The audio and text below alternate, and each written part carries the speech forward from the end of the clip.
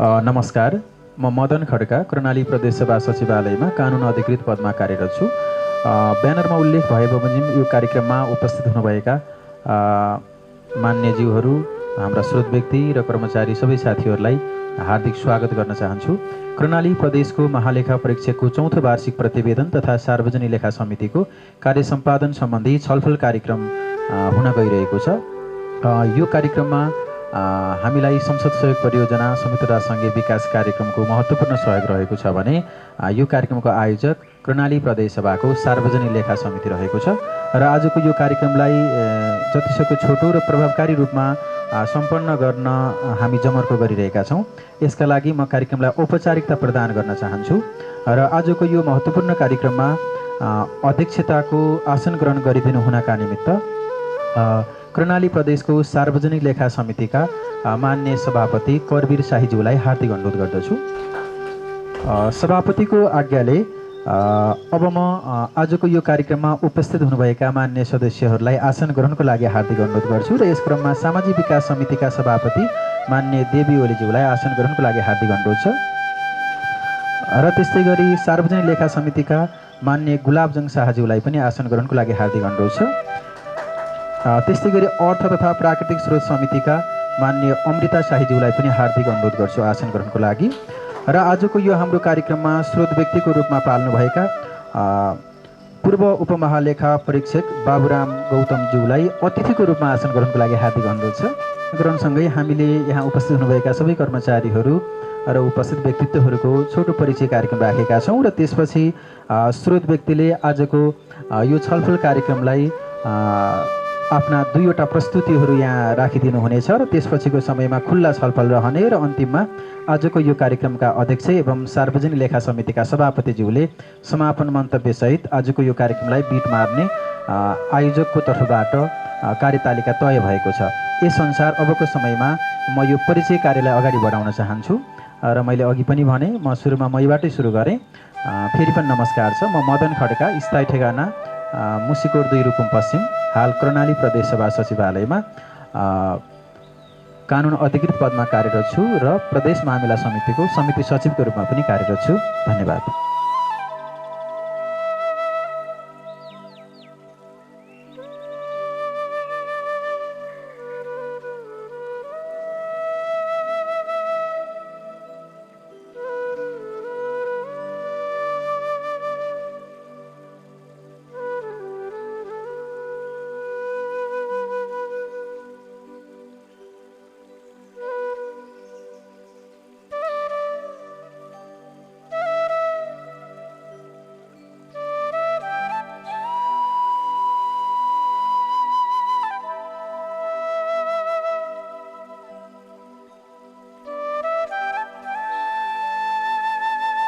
र अबको समयमा यो कार्यक्रम अत्यन्तै प्रभावकारी रूपमा सम्पन्न हुनेछ भन्ने अपेक्षा राखेको छु र सबै सहभागी सर म्याडमहरूलाई पनि सक्रिय रूपमा सहभागिताको अपेक्षा राख्दै मान्य सभापतिज्यू, मान्य सदस्यज्यूहरूको अनुमतिले अबको यो कार्यक्रमलाई अगाडि बढाइदिन तथा सहजीकरण गरिदिनु हुन आजको हाम्रो यो कार्यक्रमका स्रोत व्यक्ति पूर्व उपमहालेखा परीक्षकज्यू आदरणीय बाबुराम गौतमज्यूलाई हार्दिक अनुरोध गर्छु।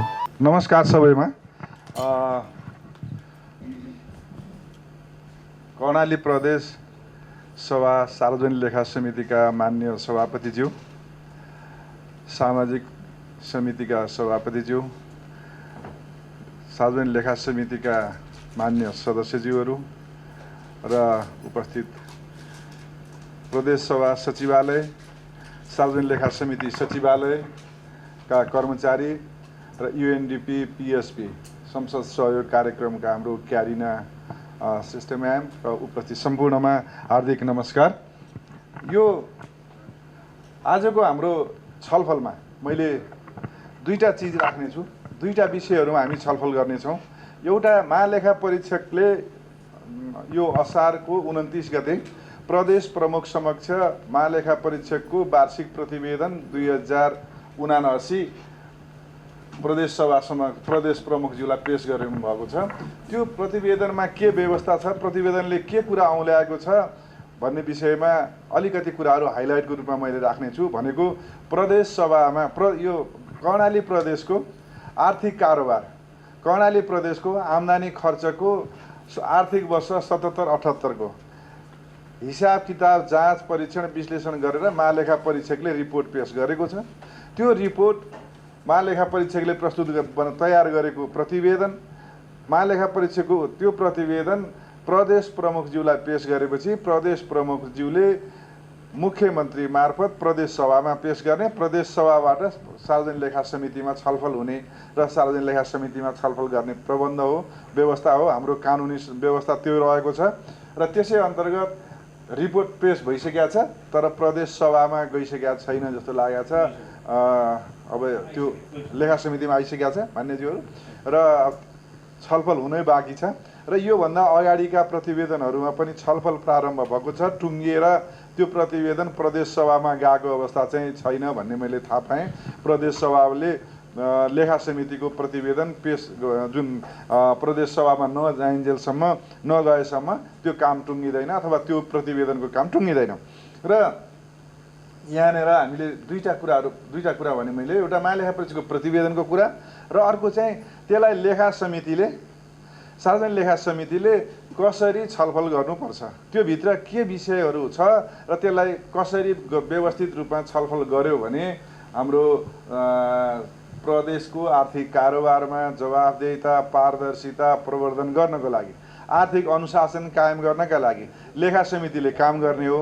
त्यो लेखा समितिको कामलाई कसरी अझ बढी प्रभावकारी बनाउन सकिन्छ भन्ने विषय चाहिँ दोस्रो सेसनमा म छलफल गर्ने।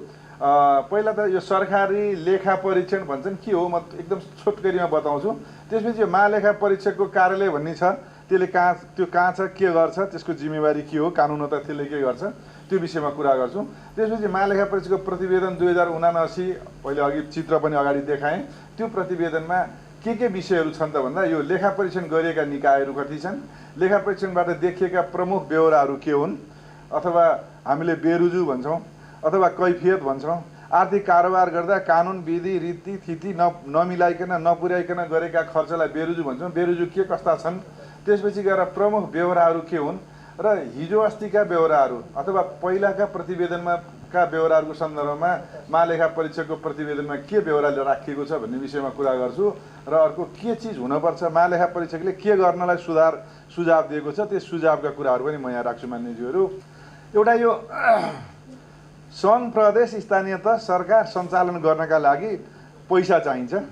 त्यो पैसा कलेक्सन गर्ने, पैसा उठाउने, उठेको पैसा व्यवस्थित तरिकाले खर्च गर्ने, खर्च गर्दा त्यसलाई नियन्त्रण गरेर व्यवस्थापन गर्ने, त्यो आउने पैसा कहाँबाट चाहिँ आउँछ, त्यसपछि त्यो पैसा कहाँ खर्च गर्ने, त्यसबाट के सेवा सुविधा जनतालाई दिने, त्यसरी प्राप्त भएका पैसाहरू कसरी अधिकतम प्रतिफल प्राप्त हुने गरी परिचालन गर्ने र गरेका आम्दानी खर्चमा कसरी जवाफदेहिता, पारदर्शिता, विधिको पालना कायम गर्ने भन्ने कुरा र आम्दानी खर्चको हिसाब किताब राख्ने, लेखा राख्ने, राखेको लेखाको प्रतिवेदन तयार गर्ने र अन्तिम लेखा परीक्षण गराउने र त्यो सबै गरिसकेपछि मान्यज्यूहरू यहाँहरूले प्रदेश सभामा जे उद्देश्यले बजेट पारित गर्नुभएको थियो, जे मनसायले बजेट पारित गर्नुभएको थियो, त्यो पारित गरेको मनसाय अनुसार पैसा खर्च भयो कि भएन, प्रदेश सभाको प्रदेश सरकारले खर्च गर्दा यहाँहरूले तोकेको विधि प्रक्रिया अनुसार गरे कि गरेन भनेर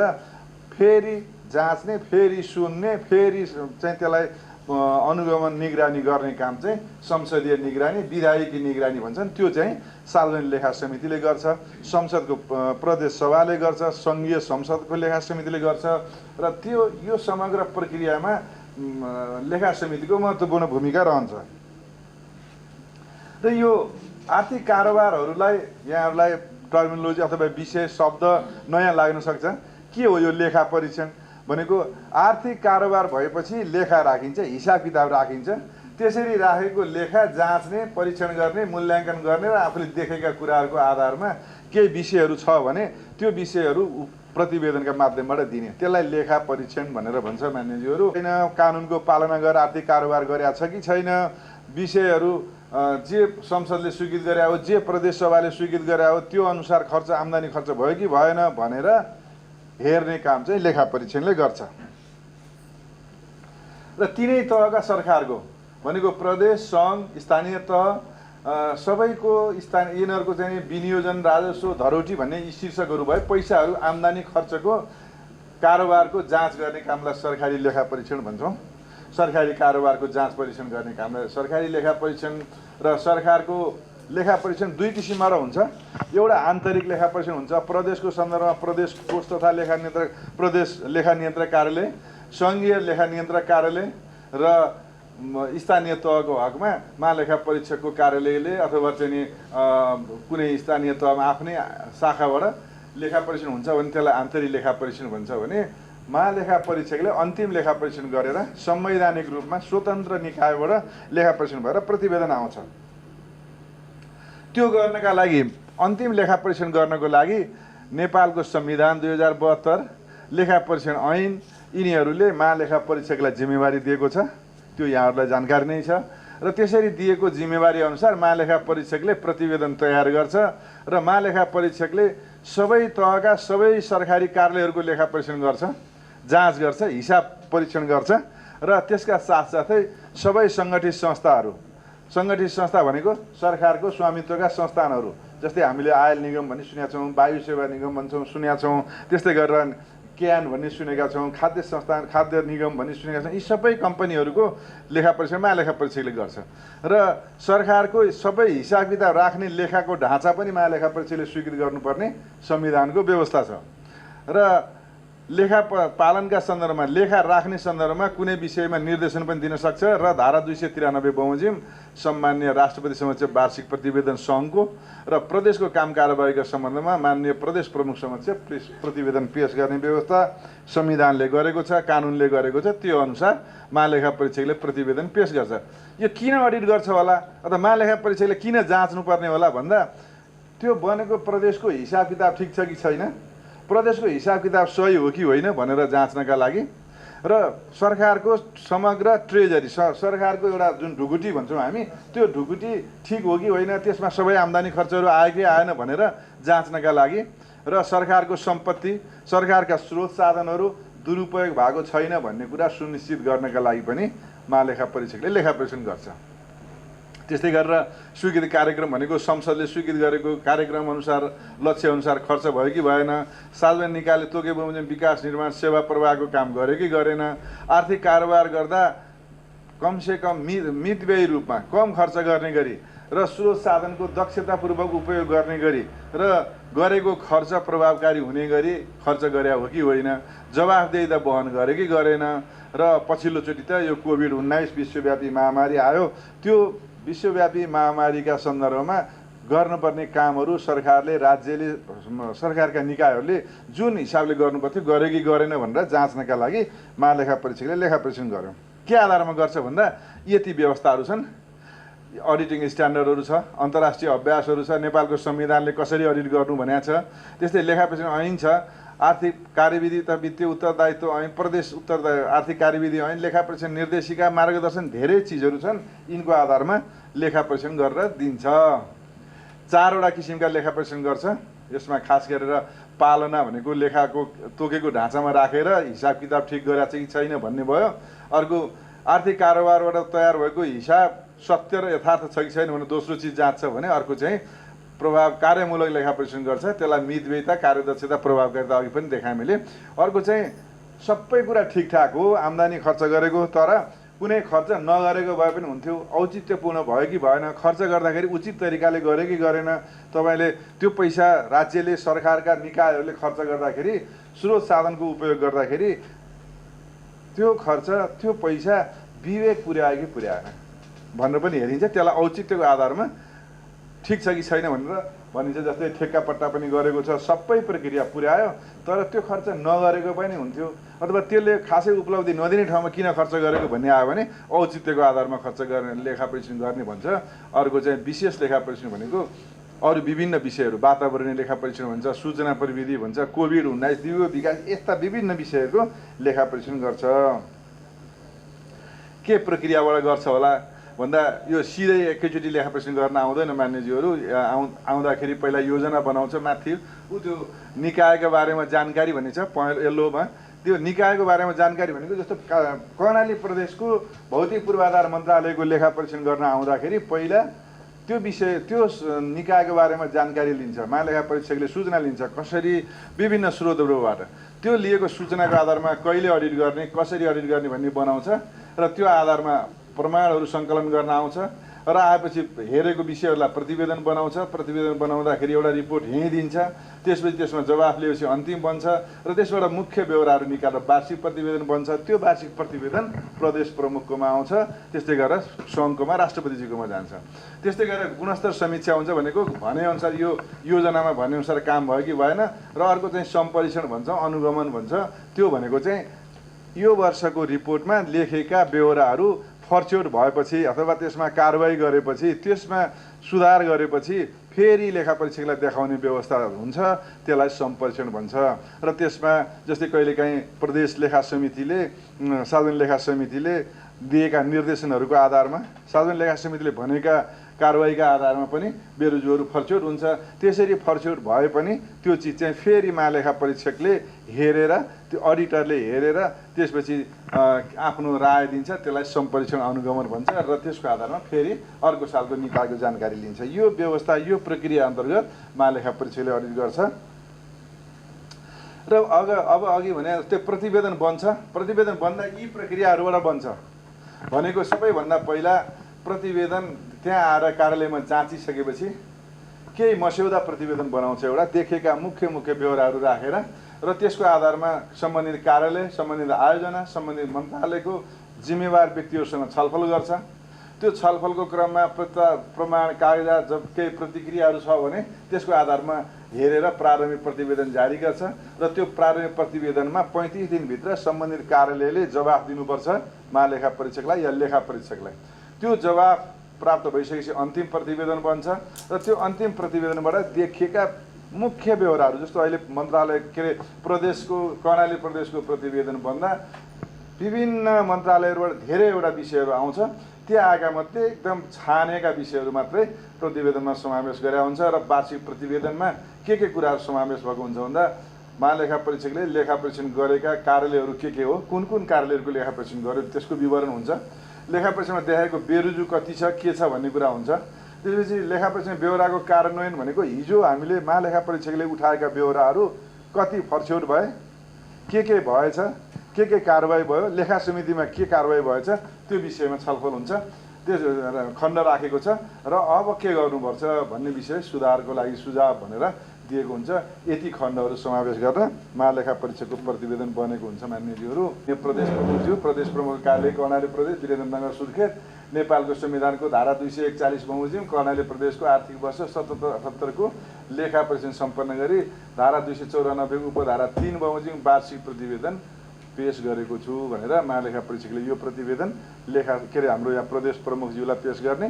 त्यो चाहिँ प्रदेश प्रमुखबाट मुख्यमन्त्रीकोमा जाने, मुख्यमन्त्रीकोबाट प्रदेश सभामा जाने, प्रदेश सभामा गएपछि लेखा समितिमा छलफल हुने, त्यो किसिमको व्यवस्था छ। यस बमोजिम प्रदेश सरकार, प्रदेश सरकारी कार्यालयको लेखा कानुन बमोजिम मितव्ययिता, नियमितता, मितव्ययिता, कार्यदक्षता, प्रभावकारिता र औचित्य विचार गरी महालेखा परीक्षकबाट लेखा परीक्षण हुने व्यवस्था संविधानले गरेका छ भने प्रदेश आर्थिक कार्यविधि ऐन 2074 को दफा 33 मा प्रत्येक कार्यालयले सबै प्रकारका आम्दानी खर्च तथा कारोबारको लेखा तोकिए बमोजिम राखेर वित्तीय विवरण भनेको आर्थिक विवरण, हिसाब महालेखा परीक्षकसँग पेश गरेर लेखा परीक्षण गराउनुपर्छ भनेर संविधानले, ऐनले व्यवस्था गरेको छ। त्यसकारण महालेखा परीक्षकले लेखा परीक्षण गर्छ। अब अहिले पनि मैले भने महालेखा परीक्षकले बनाएको रिपोर्टमा यो वर्ष भनेको आर्थिक वर्ष 77-78 मा 78-79 को चाहिँ बल्ल अहिले आर्थिक वर्ष सकियो, त्यसको लेखा परीक्षण हुने बाँकी छ, अब हुन्छ। यो चाहिँ 77-78 को प्रतिवेदनका विषयमा महालेखा परीक्षकले लेखा परीक्षण गरेका निकाय कतिवटा रहेछ त भन्दा सरकारी कार्यालयहरू 141 वटा र समिति र संस्था भनेका अरू विभिन्न अस्पतालहरू, बोर्ड, परिषदहरू, सामान्य साना अस्पतालहरू छन्, त्यस्ता किसिमका संस्थाहरूलाई अन्य संस्था समिति भन्छ र त्यो चाहिँ 10 वटा रहेछ।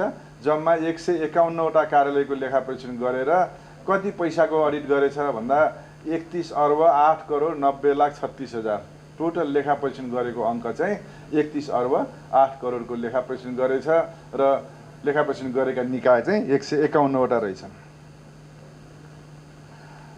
र सरकारी कार्यालयहरूको जम्मा चालु र पुँजीगत जम्मा स्रोत चाहिँ कति रहेछ बजेट तथा खर्च भन्दा बजेट अनुमान चाहिँ 33 अर्ब 74 करोडको हामीले बजेट अनुमान गरे रहेछ सरकारले, प्रदेश सरकारले, र खर्च चाहिँ जम्मा 22 अर्ब 75 करोड 19 लाख मात्रै भएछ भनेको टोटल खर्चको 67% मात्रै खर्च भएको छ। टोटल बजेटको पैसा खर्च गर्न सकेको अवस्था छैन। चालु खर्चमा 57%, पुँजीगत खर्चमा 74%, अलि पुँजीगत खर्चमा बढी नै खर्च भएको छ, तर समग्रमा हेर्दा जम्मा 67.43% मात्रै बजेट खर्च भएको छ प्रदेशको। केमा कसरी खर्च भएछ स्रोतगत हाम्रो खर्चको स्थिति यस्तो छ। अघि टोटलमा 22 अर्ब 75 करोड हामीले जुन खर्च गरेको भन्यौँ, त्यसमा सङ्घीय सरकारबाट प्राप्त भएको अनुदान, सङ्घीय सरकारले दिएको पैसा 14 अर्ब 85 करोड, प्रदेश सरकारले आफूले आफ्नो पैसा 18 अर्ब 88 करोड, त्यो गरेर 33 अर्ब 74 करोडको बजेट अनुमान गरेकोमा, खर्च गर्छौँ भनेर अनुमान गरेकोमा पैसा प्राप्त भयो 33 अर्ब 27 करोड। त्यसबाट खर्च भएछ जम्मा 22 अर्ब 75 करोड। यो 4 किसिमका अनुदानहरू जुन सङ्घीय सरकारबाट आउँछ, समानीकरण अनुदान, सशर्त अनुदान, समपूरक अनुदान र विशेष अनुदान भनेर 4 किसिमका अनुदानहरू आउँछ। समानीकरण अनुदान भनेको चाहिँ सबै प्रदेशहरूलाई हेरेर सबै प्रदेशहरूलाई विभिन्न आधारहरूमा दिने अनुदानलाई समानीकरण अनुदान भन्छ। अर्को सशर्त अनुदान भनेको चाहिँ यो तोकिएका कार्यक्रममा मात्रै पैसा खर्च गर्ने गरी शर्तसहित आउने पैसा चाहिँ सशर्त अनुदानमा आउँछ। अर्को समपूरक अनुदान भन्ने हुन्छ, त्यो भनेको प्रदेशले पनि केही पैसा हाल्नुपर्ने, सङ्घले पनि पैसा हाल्नुपर्ने गरी म्याचिङ फन्ड राखेर आउने पैसालाई समपूरक अनुदान भन्छ भने विशेष अनुदान भन्ने हुन्छ, त्यो चाहिँ खास कुनै ठाउँको, खास कुनै जिल्लाको, कुनै गाउँपालिका नगरपालिकामा कार्यक्रम सञ्चालन गर्नको लागि आउने पैसालाई विशेष अनुदान भन्छ भने प्रदेश सरकारको आफ्नो आम्दानीबाट खर्च भएकोलाई प्रदेश सरकारको खर्च भनेका छौँ। जम्मा जम्मी 67.43% पैसा अनुमानको तुलनामा खर्च भएको छ। एउटा यो सोझै भुक्तानीको पैसा 71 करोडको हिसाब चाहिँ यसमा समावेश छैन, त्यो चाहिँ अडिट पनि गराएको छैन, वैदेशिक सहायताको पैसा हो, लेखा परीक्षणमा आएको छैन भनेर महालेखा परीक्षकको प्रतिवेदनमा समावेश भएको छ। राजस्व पैसा चाहिँ कति असुल गर्दो रहेछ त कर्णाली प्रदेशले भन्दा जम्मा जम्मी 7 अर्ब 69 करोड 62 लाख चाहिँ 53,000 हामीले अनुमान गरेका थियौँ। 6 अर्ब 91 करोड पैसा उठेछ भनेको जम्मा अनुमान गरेको पैसाको 89.79% मात्रै राजस्व आर्जन भएको छ, आम्दानी भएको छ। र यो आधारमा यी सबै कारोबार, त्यति कारोबारहरूको जाँच गरिसकेपछि महालेखा परीक्षकले बेरुजु भनेर औल्याएको छ। लेखा परीक्षण प्रतिवेदनले आर्थिक कारोबारमा कैफियत देख्यो भने, हिसाब नमिलेको देख्यो भने, कानुन पालना नगरी खर्च गरेको देख्यो भने, विधि सम्मत तरिकाले खर्च नभएको अवस्था देख्यो भने त्यसलाई बेरुजु भनेर भन्छ। जस्तै आर्थिक कार्यविधि ऐन, वित्तीय उत्तरदायित्व ऐन, प्रदेश आर्थिक कार्यविधि ऐनले समेत भनेको छ प्रचलित कानुन बमोजिम पुर्याउनु पर्ने रीत नपुर्याई कारोबार गरेको वा राख्नुपर्ने लेखा नराखेको वा अनियमित वा बेमुनासिब तरिकाले आर्थिक कारोबार गरेको भनेर लेखा परीक्षण गर्दा औल्याइएको वा ठहर्याइएको कारोबारलाई बेरुजु भन्छ। भनेको हिसाब किताब नमिलेको, हिसाब किताब नराखेको, खर्च गर्दा आम्दानी गर्दा रीत प्रक्रिया नपुर्याएको खर्चलाई, आम्दानीलाई बेरुजु भन्छ। यदि ठिक तरिकाले गर्यो भने रुजु हुन्छ, बेठिक तरिकाले गर्यो भने बेरुजु हुन्छ। यसरी कानुनले परिभाषा गरेका छ। र सबै प्रतिवेदनमा भएका कतिपय अघि मैले सुनाएका व्यवहारहरू सबै सूचनामूलक व्यवहारहरू, तिनीहरू बेरुजु होइनन्। अघि चाहिँ यति आम्दानी गरेछ, यति खर्च गरेछ, यति बजेट रहेछ भनेर भनेका कुराहरू, त्यो हुँदाखेरि लेखा परीक्षण गर्दा भएका विधि नीति प्रक्रियामा विचलन देखियो यथार्थ रूपमा हेर्दाखेरि भने त्यसलाई बेरुजु भन्ने भयो। तर सबै व्यवहार, प्रतिवेदनका व्यवहारहरू बेरुजु हुँदैनन्। कतिपय व्यवहारहरू सूचनामूलक कुराहरू हुन्छन् र ती सूचनामूलक व्यवहारहरू पनि महालेखा परीक्षकले यसमा देखाएको छ। अघि मैले भने कति पैसा आम्दानी गर्यो, कति खर्च गर्यो, त्यो सूचनाको लागि हो। त्यस्तै गरेर सबै व्यवहारहरू कैफियत तथा बेरुजु पनि होइनन्, सूचनामूलक व्यवहारहरू हुन्। अब यो मान्यज्यूहरूलाई, साथीहरूलाई थाहा भएकै विषय होला, बेरुजु चाहिँ खास गरेर मुख्य रूपमा 2 किसिमका बेरुजु हुन्छन्। यहाँहरूले प्रतिवेदन छलफल गर्दाखेरि पनि मान्यज्यूहरूले हेर्नुभएकै छ। एउटा लगती र एउटा सैद्धान्तिक भन्ने हुन्छ, जसमा जुन बेहोरामा रकम तानिएर आएको छैन, रकम जोडिएको छैन, रकम खुलाइएको छैन, तर त्यो चाहिँ नीति, विधि, प्रक्रिया, कुनै कार्यविधि, निर्णय गर्नुपर्ने या कुनै त्यसलाई सुधार गर्नुपर्ने कुराहरू छ भने त्यसलाई सैद्धान्तिक बेहोरा भन्छ। महालेखा परीक्षकले उठाएको सैद्धान्तिक बेहोरा। जस्तै भनौँ न, कुनै अनुदान सरकारले, राज्यका तिनै तहका सरकारले बाँड्ने चाहिँ अनुदान भनेको छ, त्यो अनुदान बाँड्ने कार्यविधि बनाउनु, अनुदान अनुगमन गर्ने व्यवस्था गर्नु भनेर सुझाव दियो भने त्यो चाहिँ सैद्धान्तिक बेहोरा भयो। अर्को चाहिँ लगती भनेको चाहिँ कुनै व्यक्तिलाई, कुनै उद्योग के अरे सप्लायर, आपूर्तकलाई या कुनै निर्माण व्यवसायीलाई, कुनै पदाधिकारीलाई, कुनै कर्मचारीलाई पैसा भुक्तानी दिँदा या कहीँबाट राजस्व उठाउँदा त्यो पैसामा कम भएको या उठाउनु पर्नेभन्दा घटी उठाएको या भुक्तानी दिनुपर्नेभन्दा बढी भुक्तानी दिएको पैसाहरू व्यक्तिको नाम जोडिएर आउँछ। भनेको फलाना व्यक्तिले, निर्माण व्यवसायीले भुक्तानी लिँदा बढी पैसा भुक्तानी लियो या तोकेको दरभन्दा बढी भुक्तानी लियो, फलाना उपभोक्ता समितिले पैसा भुक्तानी लिँदा यति पैसा बढी लियो भनेर आयो भने त्यो लगती बेहोरा हुन्छ। त्यसलाई लगती बेरोजु भनेर भन्छ। अर्को त्यसरी लगती बेहोरा पनि 3 किसिमले फेरि त्यसलाई वर्गीकरण गरेको छ। यो चाहिँ कानुनले नै वर्गीकरण हो।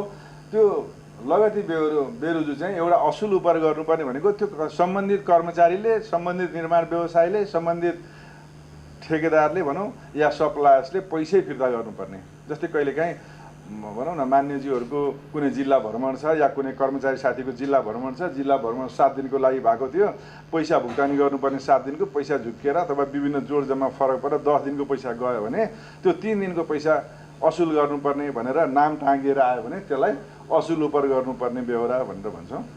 अर्को चाहिँ अनियमित, नियम सम्मत नभएको, नियमको प्रक्रिया नपुगेको, कागजातहरू नभएको, त्यहाँ प्रमाण कागजातहरू नराखिएको, त्यस्तो किसिमको आम्दानी खर्च छ भने त्यसलाई अनियमित भन्छौँ, प्रमाण कागजात नभएको भन्छौँ। जस्तै कुनै निर्णय भएको, ठेक्का स्वीकृत भएको फाइल पेश भएन या कुनै ठेक्काको म्याद नागेको छ, त्यो म्याद नागेको, म्याद थप भएको कागजात पेश भएन, प्रमाण पेश भएन, या कुनै सम्पत्ति किनिएको छ, कुनै उपकरण किनिएको छ, कुनै सामान किनिएको छ, त्यो सामान कार्यालयको जिन्सीमा दाखिला भएन भनेपछि त्यो जिन्सी दाखिला गर्नुपर्ने सामान छ भने त्यस्तोलाई अनियमित, नियम सम्मत नभएको, त्यसरी आएका पैसा, त्यसरी आएको सामानको आम्दानी बाँध्नुपर्ने, आम्दानी नबाँधिएको भनेर अनियमित रूप भनेर पेस्की के अरे बेरोजु टाँगिन्छ। अर्को चाहिँ पेस्की बाँकी भन्छ। त्यो भनेको त यहाँलाई थाहा छ, पेस्की भनेको सेवा सुविधा लिनै बाँकी छ, राज्यले त्यो त्यस बापत पाउनुपर्ने सेवा सुविधाहरू बाँकी नै छ, तर अहिले चाहिँ अग्रिम रूपमा भुक्तानी दिएको पैसा, जस्तै निर्माण व्यवसायलाई काम सुरु गर्नलाई दिएको मोबिलाइजेसन पेस्की होला, या विदेशबाट सामान ल्याउनका लागि एलसी खोलेको पेस्की होला, या कर्मचारीहरूलाई दिएको पेस्की होला, ती पेस्कीहरूलाई पेस्की बेरोजु भन्छौँ। जुन चिज निश्चित समयमा फर्चौट गर्नुपर्छ, तोकेका समयमा फर्चौट गर्नुपर्ने बेहोराहरू फर्चौट नभएर पेस्की बाँकी रह्यो भने त्यसलाई पेस्की बेरोजु भनेर देखाइन्छ। यस्तो किसिमले बेरोजु मुख्य रूपमा सैद्धान्तिक लगती र लगतीमा पनि एउटा असुल गर्ने, एउटा अनियमित, एउटा पेस्की बाँकी गरेर बेरोजु रहन्छ र त्यो बेरोजुहरू यहाँहरूले छलफल गर्न, मान्यज्यूहरूले छलफल गर्दाखेरि विचार गर्नुहुन्छ।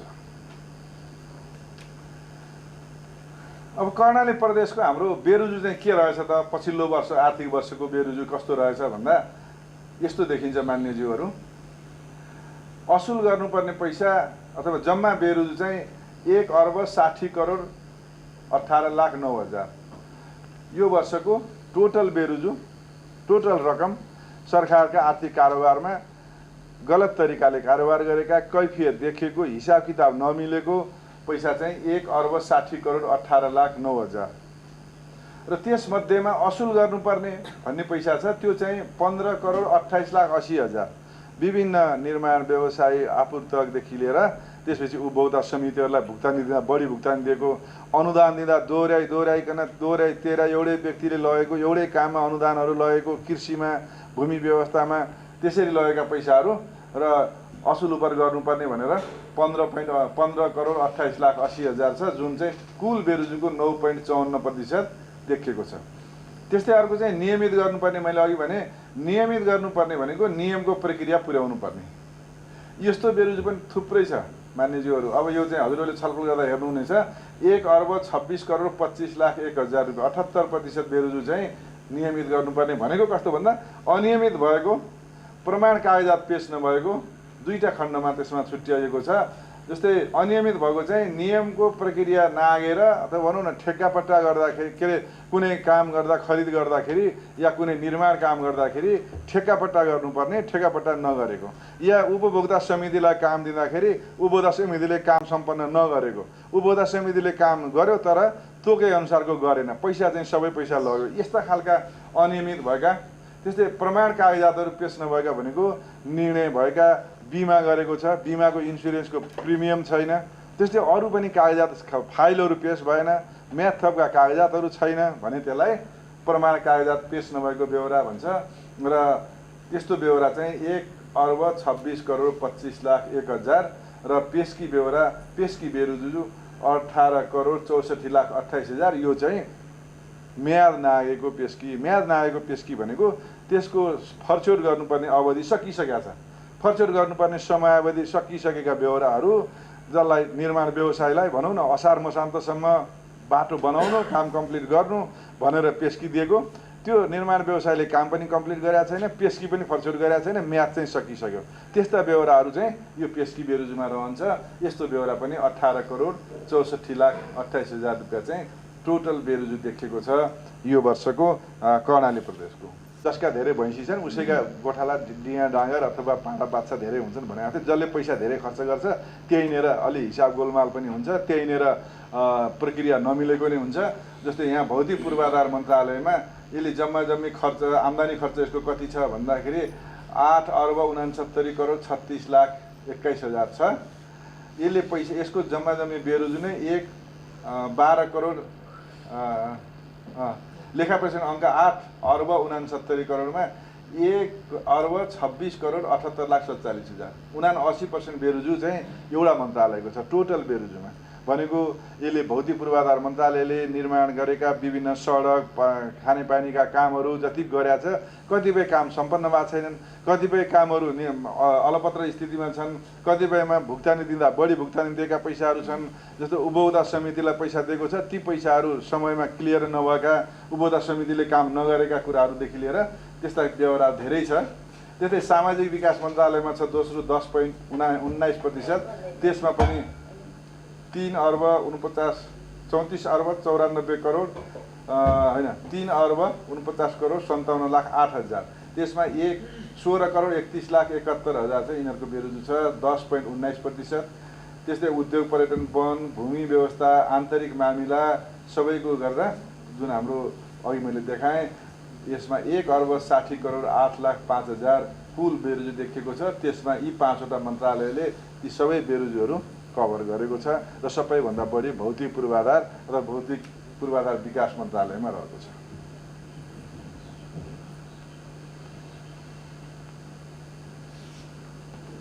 अब यो 3-4 वर्षको डाटा हेऱ्यो भने हाम्रो संघीयता कार्यान्वयन गर्न सुरु गरेदेखि 2075, 77, 78, 79 4वटा प्रतिवेदन बनाएछ महालेखा परीक्षकले आर्थिक कारोबारको जाँच गरेर हिसाब गरेर त्यसमा हरेक वर्ष हेर्दै जानुभयो भने हरेक वर्ष बेरुजु बढ्दो छ र त्यो बेरुजु पनि डबल रूपमा बढ्दो छ।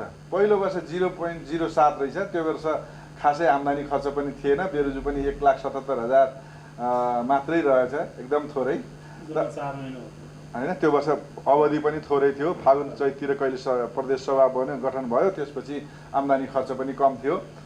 त्यसपछिका वर्षमा हेर्दै गयो भने दोस्रो वर्षमा 28 करोड तेस्रो वर्षमा त्यसको डबल 68 करोड र चौथो वर्षमा हेऱ्यो भने त्यो 68 को नि डबल भएर अहिले 1,41,53,80,000 जम्मा जम्मी चाहिँ दुईटैको सबै हिसाब गर्दाखेरि पेशकी बाहेक चाहिँ बेरुजु यस्तै आएको छ 1,60 करोड त्यहाँ देखिन्छ 1,60 करोड 18,09,000 भनेपछि हाम्रो बेरुजु चाहिँ प्रतिशतमा हेऱ्यो भने 5.15% 5.15% यो वर्षको र बेरुजु बाहेक पेशकी बाहेकको बेरुजु चाहिँ 4.55%। एकपल्ट हेरौँ त भनेपछि यति धेरै भएको छ र यो प्रदेशगत रूपमा तुलना गर्दा कर्णाली प्रदेश मधेस प्रदेश जत्तिकै छ बेरुजुका हिसाबले प्रतिशतका हिसाबले। अरू म योभन्दा पछाडिमा देखाउँला। अब यसले चाहिँ हामीलाई कम्पेरिजन गराउँछ हामी कहाँ छौँ भन्ने कुरा देखाउँछ। प्रदेश सरकार मातहतका सरकारी 77-78 को लेखा परीक्षण अङ्क र बेरुजु यस्तो छ मान्यज्यूहरू साथीहरू जम्मा जम्मी सबै प्रदेशमा गरेर 1209वटा कार्यालय रहेछन् र हाम्रो कर्णाली प्रदेशमा 151वटा छ। हाम्रोभन्दा कम कार्यालय मध्य प्रदेशमा छ। मध्य प्रदेशको पनि बेरोजु 4.55% छ र कर्णाली प्रदेशको बेरोजु पनि 4.55% छ र यो हेर्दाखेरि सबै प्रदेशहरूमा बेरोजु बढ्दै भए पनि कर्णाली प्रदेश र मध्य प्रदेशमा सबैभन्दा बढी छ। है खुसी। हाम्रो आर्थिक कारोबार गर्ने शैली, हाम्रा हिसाब किताब राख्ने पद्धति प्रक्रिया जस्तो भनौँ न, कर्णाली प्रदेशमा त दुर्गम भएका हिसाबले भौगोलिक विकटताको कारणले के कारणले भन्न नि सकिएला, तर मध्य प्रदेशमा पनि त्यो गति छ। तर मध्य प्रदेशकै हाराहारीमा पनि पैसा खर्च गरेको हेर्नुभयो भने मध्य प्रदेशको 39 अर्ब 28 करोड 86 लाख यो वर्षको पैसा उसको लेखा परीक्षण भएको छ। तर कर्णाली प्रदेशको जम्मा 31 अर्ब छ। 31 अर्ब खर्च गरे आम्दानी खर्च गरेकोमा बेरोजु चाहिँ 4.55% भनेपछि यो चाहिँ एलार्मिङ हो। र समग्रमा बेरोजु भन्ने चिज राम्रो चिज भएन। त्यसले के देखाउँछ भन्दा तपाईँ हामी मान्यज्यूहरू नेताहरूदेखि लिएर सरकारका हामी निलाकोटे कालीकोटे सब जति छौँ कर्मचारीदेखि लिएर सबै जति वर्ग छौँ, यी सबैले यहाँनिर आफ्नो छातीमा हात राखेर हेर्नुपर्ने, सोध्नुपर्ने अवस्था छ। बेरोजु बढ्दै जाने भनेको फलानुको बेरोजु बढ्यो भनेर अर्काको पनि छ भन्ने कुराले चाहिँ राम्रो मेसेज दिएन।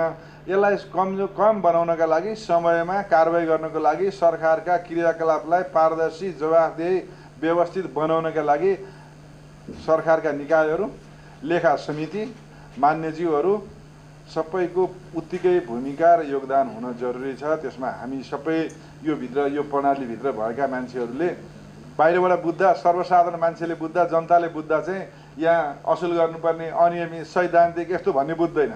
उसले के बुझ्छ, कर्णाली प्रदेशका मान्यहरू अथवा कर्णाली प्रदेशका कर्मचारीहरूले 1 अर्ब 41 करोड 54 लाख रुपियाँ बेरोजु निकालेछन्, यिनीहरूको हिसाब किताब गोलमाल बनाएछन्, आर्थिक कारोबार गर्दा गोलमाल पारेछन्, हिनामिना गरेछन्, स्रोत साधनको दुरुपयोग गरेछन् भन्ने बुझ्छन्। त्यसले गर्दा त्यसलाई कम गराउन, त्यसलाई सुधार गर्न लेखा समितिले समयमा यो छलफल गर्ने, प्रतिवेदनमाथि छलफल गर्ने र त्यसलाई चाहिँ नि व्यवस्थित गर्ने काम गर्न जरुरी छ। अब यतिन्जेलसम्म हामीले डाटाका कुरा गऱ्यौँ। अब बेहोराका कुरा गरौँ। केही बेहोराहरू यस्ता छन्। वार्षिक नीति तथा कार्यक्रमको कार्यान्वयन प्रभावकारी नभएको। वार्षिक प्रदेश प्रमुखले प्रदेश सभामा गएर नीति कार्यक्रम पढ्दा, वार्षिक बजेट बनाउँदा बजेटमा एकदम ठुल्ठुला सपना बाँड्यौँ, यस्तो गर्ने उस्तो गर्ने, यहाँ गर्ने त्यहाँ गर्ने। ती सपनाहरू साँच्चीकै गएर हेर्दाखेरि के रहेछ भन्दा कतिपय कुराहरू, कतिपय कामहरू भएकै छैन, कतिपय कामहरू गर्नै सकेनौँ। ती काम गर्न नसकेको कुराहरूले गर्दाखेरि हामी जनतामा निराशा। अब अहिले त विभिन्न ठाउँमा फोरमहरूमा सुन्न थालियो प्रदेशको के गर्नुपर्छ, प्रदेश राख्ने कि नराख्ने, रहने कि नरहने, यी यस्ता कुराहरू सुनिन थाल्यो। त्यसका लागि चाहिँ हाम्रा वार्षिक नीति कार्यक्रम आम्दानी खर्च अझ व्यवस्थित बनाउनु पर्ने र यसलाई पारदर्शी बनाउनु पर्ने, जवाफदेही बनाउनु पर्ने आवश्यकता छ। अर्को, खरिद कानुनको पालना नगरिकन हाम्रो खरिद कार्य हुने गरेको छ। खरिद कानुनमा भएका व्यवस्थाहरू जस्तै उपभोक्ता समितिले कति पैसाको काम गर्न पाउने, 1 करोडको सीमा भनेका छौँ। त्यस्ता करोडका सीमा नागेर उपभोक्ता समितिलाई काम लगाएका छौँ। विशेष किसिमका जटिल प्रकृतिका कामहरू गर्न नगराउने उपभोक्ता समितिलाई भनेका छौँ। तर सबै किसिमका कामहरू उपभोक्ता समितिबाट गराएका छौँ। समयमा ठेक्कापट्टा काम सकिया छैन, तिनलाई कारबाही गर्न सकेका छैनौँ।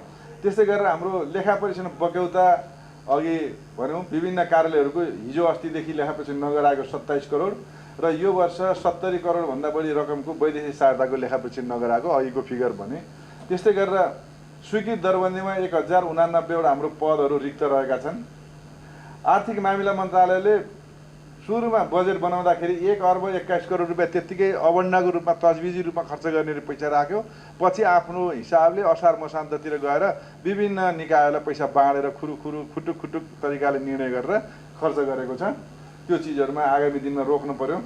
आर्थिक वर्षको अन्त्यमा बढी खर्च हुने गरेको छ। सबै पैसा जति आर्थिक वर्षको अन्त्यमा असारमा लगेर खर्च गर्ने। जेठ असारमा झमझम वर्षा हुन्छ, त्यो बेलामा हामी बाटो पिच गर्नेदेखि लिएर अनि एकदम विकास निर्माणका काम धुमधडाका साथ गर्ने, ती कामहरू सब अल्पत्र हुन्छन्। हेर्नुभयो भने सुर्खेतको मेन बजारमा पनि देखिन्छ, सारा मान्छे कानेर खाल्डोमा परेर मर्छ भन्ने ठेगान हुँदैन, तर सब सबै भत्काएर बिजोग बनाएर छोड्या हुन्छ। त्यो के गर्नु परेको भन्दा असार मसान्तमा असारका बेलामा आर्थिक वर्षको अन्त्यमा बढी पैसा खर्च गर्ने। 1 अर्ब 15 करोडका हाम्रा पूर्वाधारका ठेक्का काम नभएर अधुरा छन्। अघि पनि हामीले भौतिक पूर्वाधारको कुरा गऱ्यौँ। त्यही मन्त्रालय मातहतका यी ठेक्काहरू हुन्।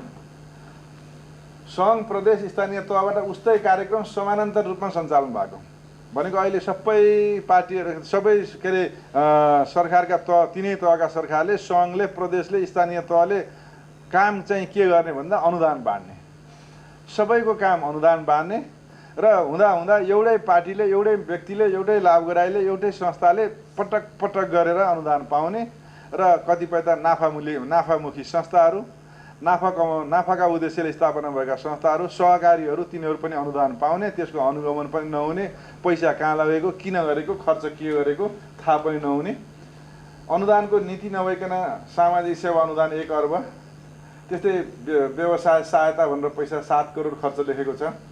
भूमि व्यवस्था कृषि तथा सहकारी मन्त्रालयले 58 करोड 43 लाख मेसिनरी उपकरण उपलब्ध गराएकोमा सञ्चालनको अनुगमन भएन। नाफामूलक संस्थालाई अनुदान दिएको छ। हाम्रा सरकारी सम्पत्तिको अभिलेख व्यवस्थित भएन। विभिन्न तहमा कार्य सम्पन्न नभई काम नगरेकोमा भुक्तानी भएको छ। त्यो पनि ब्यौराहरू यसमा यो भौतिक पूर्वाधारको मन्त्रालयको ब्यौराहरूमा यहाँहरूले डिटेलमा हेर्नुभयो भने देख्नुहुनेछ। सीमा नागेर पटक गरी 5 अर्ब 71 करोड रकमान्तर भएको छ। उपभोक्ता समितिलाई सीमाभन्दा बढीको काम गराएर लागत सहभागिता नभएको पनि अवस्था छ। बिना प्रतिस्पर्धा भनेको ठेक्का पट्टा नगरिकन, सिलबन्दी नगरिकन, बोलपत्र नगरिकन सिधै सामान खरिद गरेर 5 अर्ब 56 करोड लाखको खरिद भएको छ, खर्च भएको छ। त्यस्तै कार्यक्षेत्र बाहिरको काममा 2 करोड 75 लाख खर्च भएको छ। भनेको प्रदेशले गर्ने जिम्मेवारी नभएका कामहरू प्रदेशले नगर्न पर्ने क्षेत्रहरूमा त्यहाँ लगेर पैसा खर्च गरिया छ। कोभिड उपचारका लागि प्रदेश अस्पतालले खरिद गरेको उपकरणहरू अहिलेसम्म प्रयोगमा आउन नसकेको। त्यस्तै कानुनी व्यवस्था बेगर सेवा सुविधा भुक्तानी गरेको र मापदण्ड नबनाइकन सेवा सुविधा भुक्तानी भएको। भैपरी शीर्षकमा 3 अर्ब विनियोजन गरेको छ। मुख्यमन्त्री मन्त्री परिषद कार्यालयले खर्च गरेको छ। त्यस्तै त्यो भैपरीको पैसा। अब अर्को चाहिँ गुणस्तरहीन चामलको व्यवस्थापन गर्ने सम्बन्धीलाई कारबाही नभएको अहिलेसम्म। निजी जग्गामा हेलिप्याड निर्माण गरेर खर्च लेखेको छ। कार्य सम्पन्न नभएकोमा भुक्तानी भएको रकम असुल गर्नुपर्ने देखेको छ। यो पनि 52-55 लाख रुपियाँ पैसा छ। कामै भएको छैन तर पैसा गइसकेको छ। आवश्यकता पहिचान बेगर 4 करोड 84 लाखका पाइप, 3 करोड 67 लाखका फिटिङ्सका सामानहरू खरिद गरेर विभिन्न ठाउँमा अव्यवस्थित रूपमा फालेको छ, थुप्र्याएको छ। त्यो चाहिँ मात्रै किन्ने उद्देश्य थियो, किनियो तर प्रयोग पनि भएको छैन, त्यसको उपयोग पनि भएको छैन, संरक्षण व्यवस्था पनि मिलाइएको छैन, जसले गर्दाखेरि भोलि नोक्सान हुन सक्ने अथवा त्यो खर्च भएर जाने सामानहरू अथवा त्यसरी कहीँबाट चाहिँ अरू ठाउँमा प्रयोग हुने, दोहोरो पर्ने यी खालका समस्याहरू छन्। सम्झौता विपरीत बढी दरमा विभिन्न उपभोक्ता समितिलाई 1 करोड 25 लाख र निर्माण व्यवसायलाई 22,83,000 भुक्तानी गरेको छ। त्यो पैसा असुल गर्नुपर्छ भनेर महालेखा परीक्षकले प्रतिवेदनमा औल्याएको छ। त्यो चाहिँ यहाँहरूले लेखा समितिमा छलफल गर्दाखेरि निर्णय गर्नु नै हुनेछ। अब यसरी बेहोराहरू आएपछि, यसरी बेरुजु आएपछि अथवा यसरी देखिएका बेहोराहरू, यसरी देखिएका बेरुजुहरू त्यसमा कारबाही गर्ने, टुङ्गो लगाउने, त्यसलाई अभिलेख राख्ने, अभिलेख राखेर गलत तरिकाले खर्च गर्ने, आम्दानी गर्ने माथि जिम्मेवार बनाउने काम चाहिँ भएको देखिँदैन। त्यसका लागि चाहिँ हाम्रो कानुनी व्यवस्था के रहेको छ भने आर्थिक कार्यविधि तथा वित्तीय उत्तरदायित्व ऐन 2076 को दफा 38 र नियमावलीको नियम 88 मा सबै प्रदेश आर्थिक कार्यविधि ऐन 2074 ले पनि बेरुजुको लगत राख्नुपर्ने, बेरुजुको अभिलेख व्यवस्थित राख्नुपर्ने, सबै कार्यालयहरूले, मन्त्रालयहरूले, निकायहरूले आफूले गरेको आर्थिक कारोबारमा देखिएका कैफियतहरूको अभिलेख राख्नुपर्ने व्यवस्था छ। कार्यालय स्तरमा राख्ने, मन्त्रालय स्तरमा राख्ने, त्यसपछि लेखा परीक्षणको लगत अलग अलग राख्नुपर्ने, त्यसपछि तोकेको ढाँचा छ त्यो तोकेको ढाँचामा अभिलेख राख्नुपर्ने र फरछोट तथा फरफारक भएको बेरुजुको लगतमा अद्यावधि गरी पछिल्लो वर्षमा लेखा परीक्षण गराउनुपर्छ भनेको यो वर्ष देखाएका बेहोराहरू, बेरुजुहरू अर्को वर्ष फेरि कति भयो, फरछोट कति भयो त्यो चिज चाहिँ देखाएर प्रतिवेदन बनाउनुपर्छ भन्ने व्यवस्था कानुनले गरेको छ। बेरुजु फरछोट गर्ने भनेको के हो भन्दा लेखा परीक्षण गर्दा कारोबारमा देखिएका कैफियतहरूको सन्दर्भमा प्रतिवेदन आउँछ। त्यो प्रतिवेदनमा सुझाइए अनुसार, प्रतिवेदनमा औल्याइए अनुसार, प्रतिवेदनले भने अनुसारका कामहरू गर्ने, त्यो सुझावहरू कार्यान्वयन गर्ने कामलाई बेरोजु फर्चौट गर्ने भन्छौँ। र त्यो चाहिँ कसले गर्नुपर्ने भन्दा त्यो सम्बन्धित जिम्मेवार व्यक्ति, सम्बन्धित कार्यालय प्रमुख, लेखा उत्तरदायी अधिकृत भनेको सम्बन्धित मन्त्रालयको सचिव, उहाँहरूले यो बेरोजुहरूमा जिम्मेवारी लिएर फर्चौट गर्नुपर्ने र फर्चौट नगर्यो भने कारबाही गर्ने पनि व्यवस्था छ। सम्बन्धित मन्त्रालयलाई, सम्बन्धित मन्त्रीलाई जानकारी दिने पनि व्यवस्था छ। र बेरोजु फर्चौट र सम्परीक्षण भन्ने दुईटा फरक फरक चिजहरू, यहाँहरूलाई पनि त्यो जानकारी रहोस्। फर्चौट गर्ने भनेको चाहिँ सम्बन्धित निकायले आफैले फर्चौट गर्ने हो भनेको कागज प्रमाण हेरेर पैसा असुल गरेर कसैले सही गर्न छुटेको या कुनै डकुमेन्ट छुटेको भने त्यो डकुमेन्ट ल्याएर फर्चौट गर्ने काम चाहिँ पहिला सम्बन्धित कार्यालयले गर्नु पर्यो। त्यो फर्चौट गरेको ठिक हो कि होइन, बेरोजु फर्चौट गरेको ठिक हो कि होइन भनेर हेराउने काम, देख्ने काम चाहिँ फेरि जाँच्ने काम चाहिँ महालेखा परीक्षकले गर्छ। त्यसलाई सम्परीक्षण गर्ने, सम्परीक्षण भनेर भनिन्छ।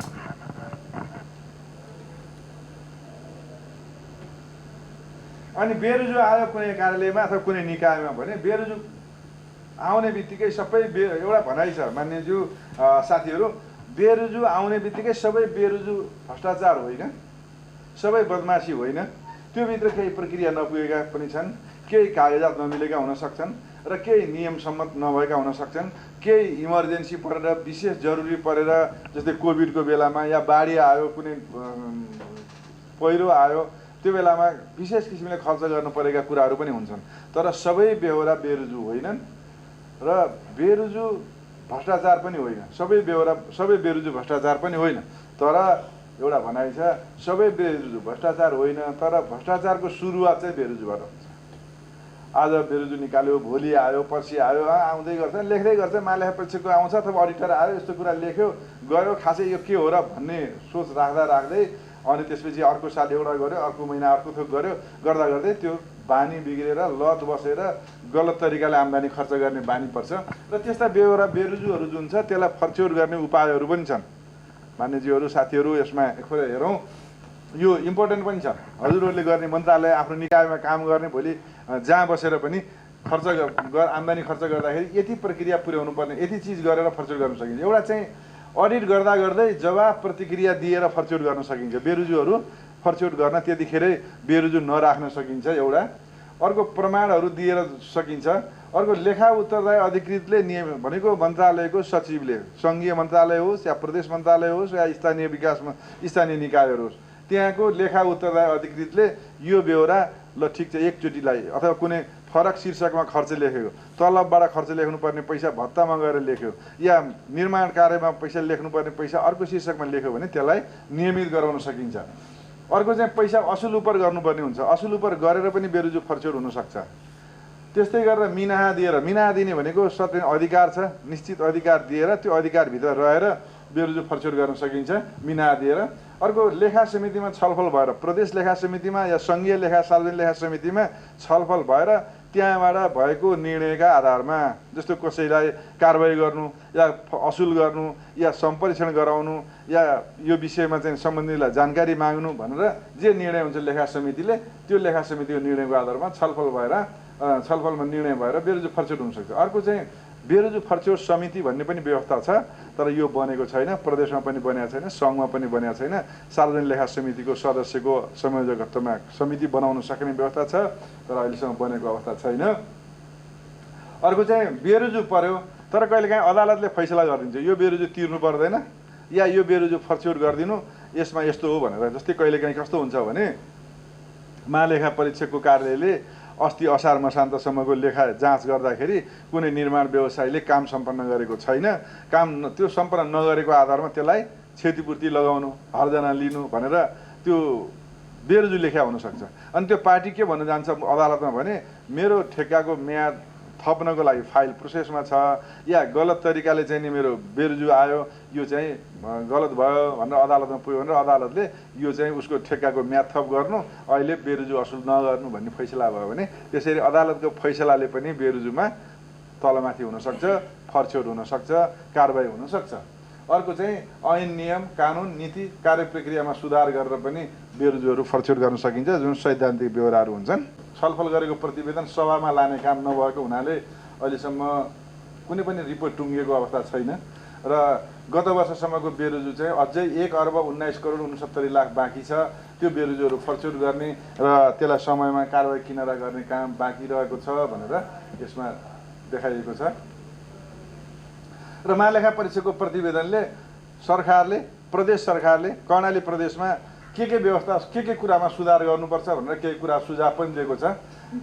कार्यालयको सङ्ख्या सङ्घ, प्रदेश, स्थानीय तहबीच दोहोरोपना नहुने गरी निर्धारण गर्ने। अब अहिले चाहिँ कस्तो देखियो भने मान्यज्यूहरू, सरहरू, कार्यालयहरू सङ्घले खारेज गर्यो, प्रदेशले बिउताउने। सबै काम जति स्थानीय तहमा जिम्मेवारी हस्तान्तरण भइसकेको छ। कृषिको काम जिल्लामा गयो के अरे स्थानीय तहमा पठाउने, भेटनेरीको काम स्थानीय तहमा गर्ने, शिक्षाको काम स्थानीय तहमा गर्ने भनिसक्यौँ। तर फेरि प्रदेशले कृषिका कार्यालय पनि ज्ञान केन्द्र भनेको छ, भेटनेरी केन्द्र भनेर खोलेको छ, शिक्षा कार्यालयहरू खोलेको छ भनेपछि ती कामहरू जुन चिज गर्नका लागि स्थानीय तहमा सरकारले, सङ्घीय सरकारले कार्यालयहरू खारेज गरेर स्थानीय तहमा पठाइसकेको काम जिम्मेवारी सबै, तर फेरि प्रदेशमा त्यसरी कार्यालयहरू खोल्ने त्यो काम भएको छ। कार्यक्रममा दोहोरोपना छ, त्यसलाई अन्त्य गर्नुपर्ने अवस्था छ। त्यस्तै विद्युतीय खरिद प्रक्रियाको अवलम्बन गर्ने, खरिद योजना बनाउने र प्रतिस्पर्धात्मक तहहरूले खरिद गर्ने। अब अहिले हाम्रा धेरै जसो खरिद प्रक्रियाहरू, हाम्रा कामहरू व्यवस्थित कानुन सम्मत नभएका कारण चाहिँ यिनीहरू विद्युत खरिद प्रक्रिया भनेका छौँ त्यो कार्यान्वयन भएको छैन। प्रतिस्पर्धा कम हुने गरी कसरी हुन्छ, प्रतिस्पर्धा सीमित हुने गरी खरिद भएको अवस्था छ। र उपभोक्ता समितिहरू प्रयोग गर्दाखेरि श्रममूलक प्रकृतिका काममा मात्र लगाउने भन्ने छ, तर त्यस्तो निर्देशिकै बनेन, कार्यान्वयन भएको छैन। अधिकार क्षेत्र अन्तर्गत राजस्व सङ्कलन व्यवस्था मिलाउने भनेको अहिले पनि स्थानीय तहहरूले सङ्कलन गरेको गिटी बालुवाको पैसा, गिटी बालुवाको राजस्व प्रदेशलाई दिनुपर्ने व्यवस्था छ। त्यो पैसा आएको छैन। सङ्घीय के अरे प्रदेश सरकारलाई स्थानीय तहले बाँड्दैन र त्यो प्रदेश सभामा प्रदेशमा त्यो कुरा आवाजै उठाउन सकिरहेको छैन। त्यस्तै स्थानीय तहमा वित्तीय प्रतिवेदनले एकीकृत गरी सङ्घीय अर्थमन्त्रालयमा पठाई सरकारको एकीकृत हिसाब तयार गर्न सहयोग गर्ने, यो पनि जरुरी छ। अब अहिले चाहिँ स्थानीय तहले प्रदेशलाई नदिने, प्रदेशले सङ्घलाई नदिने, हिसाब किताब नबन्ने, के काम भइरहेछ राज्यको समग्र रूपमा नेपाल भन्ने एउटा देशभित्रको स्थानीय तहले गरे पनि यही जनताको लागि, प्रदेशले गरे पनि यहीँको जनताको लागि, सङ्घीय सरकारले गरे पनि यसैको लागि, र टोटलमा के काम भइरहेछ तिनीहरूको आर्थिक कारोबारको एकीकृत विवरण, प्रगति, त्यो विषयमा चाहिँ एकै ठाउँमा हिसाब देखिनुपर्ने र त्यस्तो बनाउनु पर्यो। त्यसका लागि सहयोग चाहियो र सरकार सहयोग गरेर गर्नु पर्यो भन्ने छ। कानुनी व्यवस्था बेगर सुविधा भुक्तानीमा नियन्त्रण हुनुपर्ने। यो चाहिँ अब अहिले सबै प्रदेशहरूमा एउटा समस्या के आयो भने कानुनी व्यवस्था नगरिकन कर्मचारीलाई, पदाधिकारीलाई आफ्नो हिसाबले विभिन्न सुविधाहरू थप्ने। कसैले निजामती सेवामा के अरे निजामती कर्मचारी, प्रदेशका निजामती कर्मचारीलाई यति प्रतिशत उति प्रतिशत भनेको छ, निर्णय गरेको छ, फटाफट थप्दै गइरहेछौँ। त्यो चिज राज्यले धान्ने कति हो र त्यसलाई कानुन सम्मत बनाउने कति हो, त्यसमा कसरी नियन्त्रण गर्ने भन्ने पनि सुधार गर्नुपर्ने छ।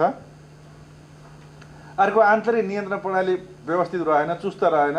हाम्रो सरकारभित्रका क्रियाकलापहरूमा नियन्त्रण प्रणाली अवलम्बन गर्ने भनेर भनिएको छ, तर त्यो अनुसार हुन सकेन। आयोजना ब्याङ्क बनाउने भनेका छौँ, त्यो अनुसार आयोजना तयार गर्दा हाम्रा विकासका कार्यक्रमहरू विकास खर्च हुन सकेन भनेका छौँ, विकास हुन सकेन भनेका छौँ। तर त्यो विकास गर्नका लागि चाहिने आयोजनाहरू, कस्ता आयोजना ल्याउने, कस्ता आयोजनामा खर्च गर्ने, त्यो आयोजनाहरू कसरी छनौट गर्ने, ती आयोजनाहरू ठिक तरिकाले काम गरिरहेको छ कि छैन भनेर सोध्ने काम चाहिँ भएन। त्यसले गर्दाखेरि आयोजना ब्याङ्क बनाउने, पूर्व तयारी गर्ने काम गर्नुपर्ने छ। खर्च गर्ने क्षमता बढेन, पैसा आउँछ, पैसा भएर पनि खर्च गर्न सकेन, धेरै पैसा फिर्ता जान्छ। सङ्घीय सरकारमा अनुदानका रूपमा आएको पैसाहरू फिर्ता जाने गरेको छ। त्यस्तै अधुरा आयोजनाहरू छैनन्, के अरे अधुरा आयोजना प्रशस्तै छन्, तर नयाँ आयोजना थपेर प्रत्येक वर्ष हामी नयाँ नयाँ योजना ल्याउने, पुराना आयोजना अलपत्र छोड्ने, खानेपानीको आयोजना त्यत्तिकै, सडकका आयोजना त्यत्तिकै, सिँचाइको आयोजना त्यत्तिकै, तिनीहरूलाई पूर्णता दिने भन्दा पनि नयाँ नयाँ योजना थप्ने परिपाटी बढ्यो। त्यसलाई नियन्त्रण गर्नलाई हेर्नुपर्ने छ, सुधार गर्नुपर्ने छ। अनुत्पादक खर्च नियन्त्रण गर्ने, प्रशासनिक खर्च धेरै बढिरहेछ। अनुदानको अनुगमन गर्ने, दिएको अनुदान ठाउँमा ठिक ठाउँमा प्रयोग भयो कि भएन, ठिक ठाउँमा खर्च भएको छ कि छैन भनेर अनुदानको अनुगमन गर्नु पर्यो। अनुदान अनुगमन नभएको अवस्था छ र विभिन्न निकायले दिएका प्रतिवेदनमा दिएका सुझावहरूको कार्यान्वयन पनि गर्नु पर्यो।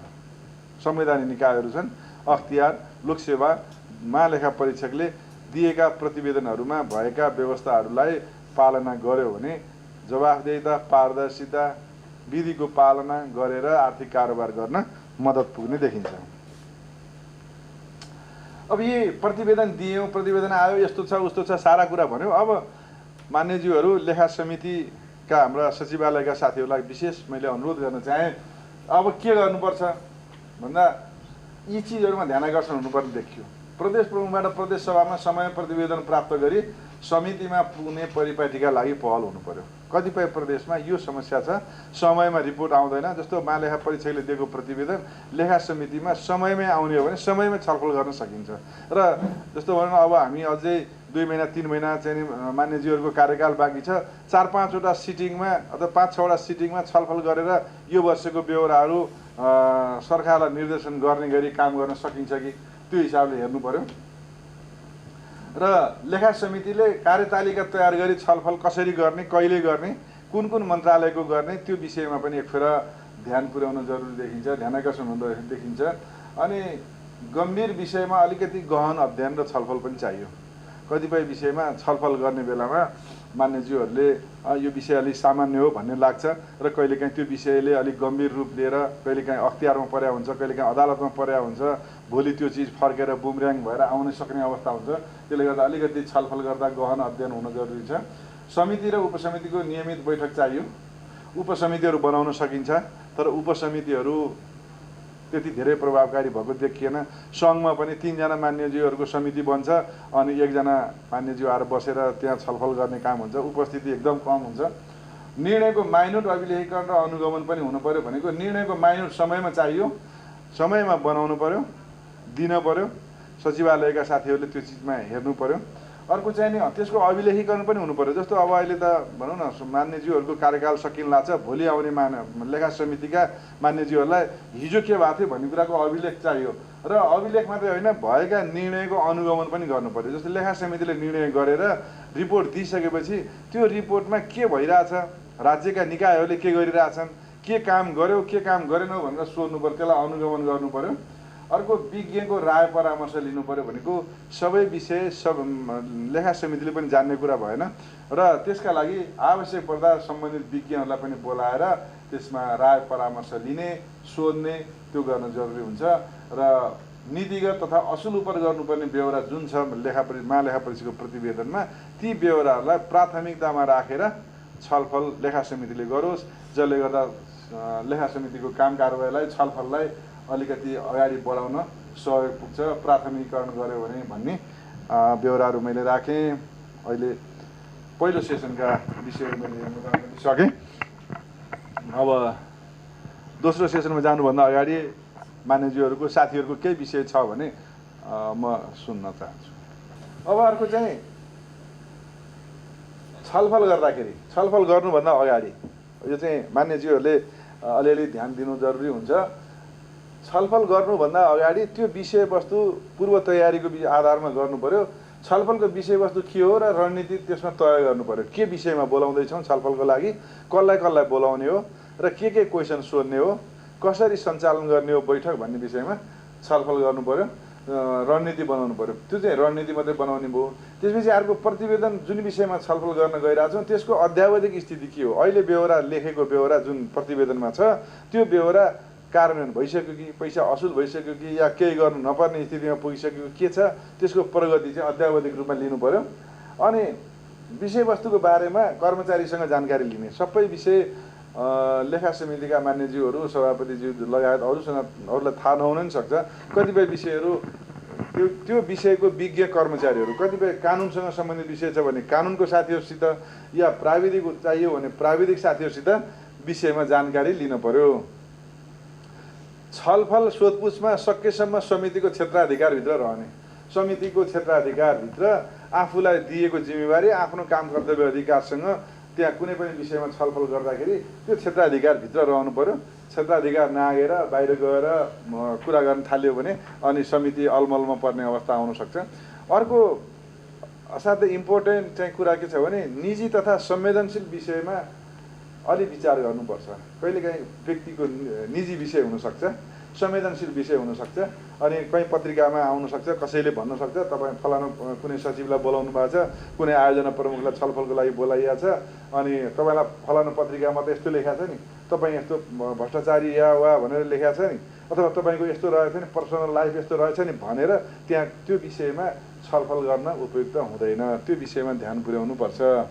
अर्को चाहिँ छलफलको बेलामा कहिलेकाहीँ विभिन्न जार्गनहरू, शब्दजाल भन्छ नि, त्यो शब्दजालहरू आउन सक्छ। त्यहाँ पदाधिकारीहरूले यहाँ यस्तो गर्छु उस्तो गर्छु, यहाँ हो त्यहाँ हो, राजस्वको कुरा गऱ्यो भने नि यहाँ हजुर ऱ्यास सिस्टम छ, रिम्स छ, आँसीकुडा सिस्टम छ, यस्तो सिस्टम छ उस्तो सिस्टम छ भनेर त्यो जार्गनहरू ल्याएर घुमाइदिनु सक्छ। त्यस्तोको लागि चाहिँ के हुनु पर्यो भन्दा त्यो पदाधिकारीहरूले सम्बन्धित कर्मचारीलाई नै यो भनेको के हो, ती ऱ्यास भनेको के हो, रिम्स भनेको के हो, या जे कुरा ल्याउनुहुन्छ त्यो जुन विषय आउँदैन थाहा छैन भने त्यो विषयमा नअल्मलिने, त्यो सम्बन्धितलाई नै सोध्ने, त्यो सम्बन्धितलाई नै ती जार्गनका बारेमा, ती शब्दजालहरूको बारेमा सोधखोज गर्ने, उनीहरूसित नै सोध्ने। अर्को चाहिँ जहिले पनि के हुन्छ भने छलफलमा ढिला गर्ने वा पन्छाउने रणनीति हुन्छ। भनेको जस्तो हजुरहरूले कुनै सचिवलाई बोलाउनु भयो, कुनै आयोजना प्रमुखलाई बोलाउनु भयो, या कुनै मन्त्रीलाई बोलाउनु भयो भने हजुर यो मान्यजी यस्तो होइन नि, यस्तो यस्तो छ, हामीले अर्को हप्ता ठिक पार्छौँ, यो ठिक भइहाल्छ, हजुरलाई ल्याएर देखाउँछौँ भने हुन्छन्। तर त्यस्तो अर्को हप्ता कहिल्यै आउँदैन। त्यसले गर्दाखेरि त्यो रणनीति, त्यो स्ट्राटेजी टाइम बाइङ मात्रै हो कि के हो, त्यो विषयमा पनि सजग रहनुपर्छ समितिको पदाधिकारीहरू। अब यो विधि प्रक्रिया अघि पनि मैले भने बेरोजीको बेहोरा कार्यालयको प्रतिक्रियामा जानकार हुनु पर्यो। मान्यजीहरू अघि सभापति मान्यजीले भन्नुभयो बेहोराहरू विषयमा प्रशस्त आफूलाई जानकारी भयो भने अनि मात्रै छलफल गर्न सजिलो हुन्छ। अर्को उपसमितिहरू बनाउनु पर्यो भने क्षेत्रगत रुचि र योग्यताको आधारमा उपसमितिहरू बनाउनु पर्यो। कुनै विषयलाई कोही मान्छेलाई निर्माणसँग पूर्वाधारसँग सम्बन्धित विषयहरू जानकार हुनुहुन्छ, कोही सामाजिक विषयमा जानकारी हुनुहुन्छ, कुनै चाहिँ नि स्वास्थ्य क्षेत्रको विषयमा जानकार हुनुहुन्छ भने त्यो विषयका मान्यहरूलाई त्यो विषयका मन्त्रालयहरूको छलफलमा राख्न सकिन्छ। त्यस्तै गरेर लेखा परीक्षण गर्ने कहिलेकाहीँ चाहिँ अब बेहोरा कम्प्लिकेसन लाग्यो या त्यो बेहोरा प्रष्ट भएन भने महालेखा परीक्षकको मान्छेहरूलाई पनि बोलाउन सकिन्छ। यो विषयमा अब सबै विषयमा त साध्य लाग्दैन, कुनै खास विषयमा यो विषय चाहिँ के हो भन्ने कुरा लाग्यो भने महालेखा परीक्षकका मान्छेहरूलाई बोलाएर मान्यज्यूहरूले सोध्न सक्नुहुन्छ, यसमा के छ तपाईँहरूको धारणा, तपाईँ यो कुरा प्रस्ट्याइदिनुहोस् त भनेर। त्यो चाहिँ सङ्घीय संसदमा पनि त्यो गर्ने व्यवस्था छ, मान्यज्यू गर्छौँ। बेला बेलामा महालेखा परीक्षकको मान्छेहरू गएर त्यहाँ ब्रिफिङ गर्ने, भनिदिने र कुनै विषयमा अनि कतिपय अवस्थामा चाहिँ सभापतिले यसमा के चाहिँ सोध्नुपर्ने हो अथवा यसमा के चाहिँ निर्णय गरिदिनुपर्ने हो भनेर कहिलेकाहीँ छलफल हुन्छ।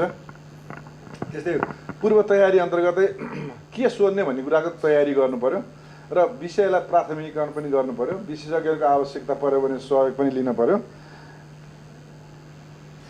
अनि एउटा चाहिँ प्रतिवेदनको स्वामित्व पनि लिन पर्यो। प्रतिवेदनमा आएका बेहोराहरू, यो प्रतिवेदन महालेखा परीक्षकको प्रतिवेदन अघि मैले देखाएँ, त्यो प्रतिवेदनको स्वामित्व त्यो कसका लागि हो भन्दा जनप्रतिनिधिहरूको लागि हो, लेखा समितिको लागि हो।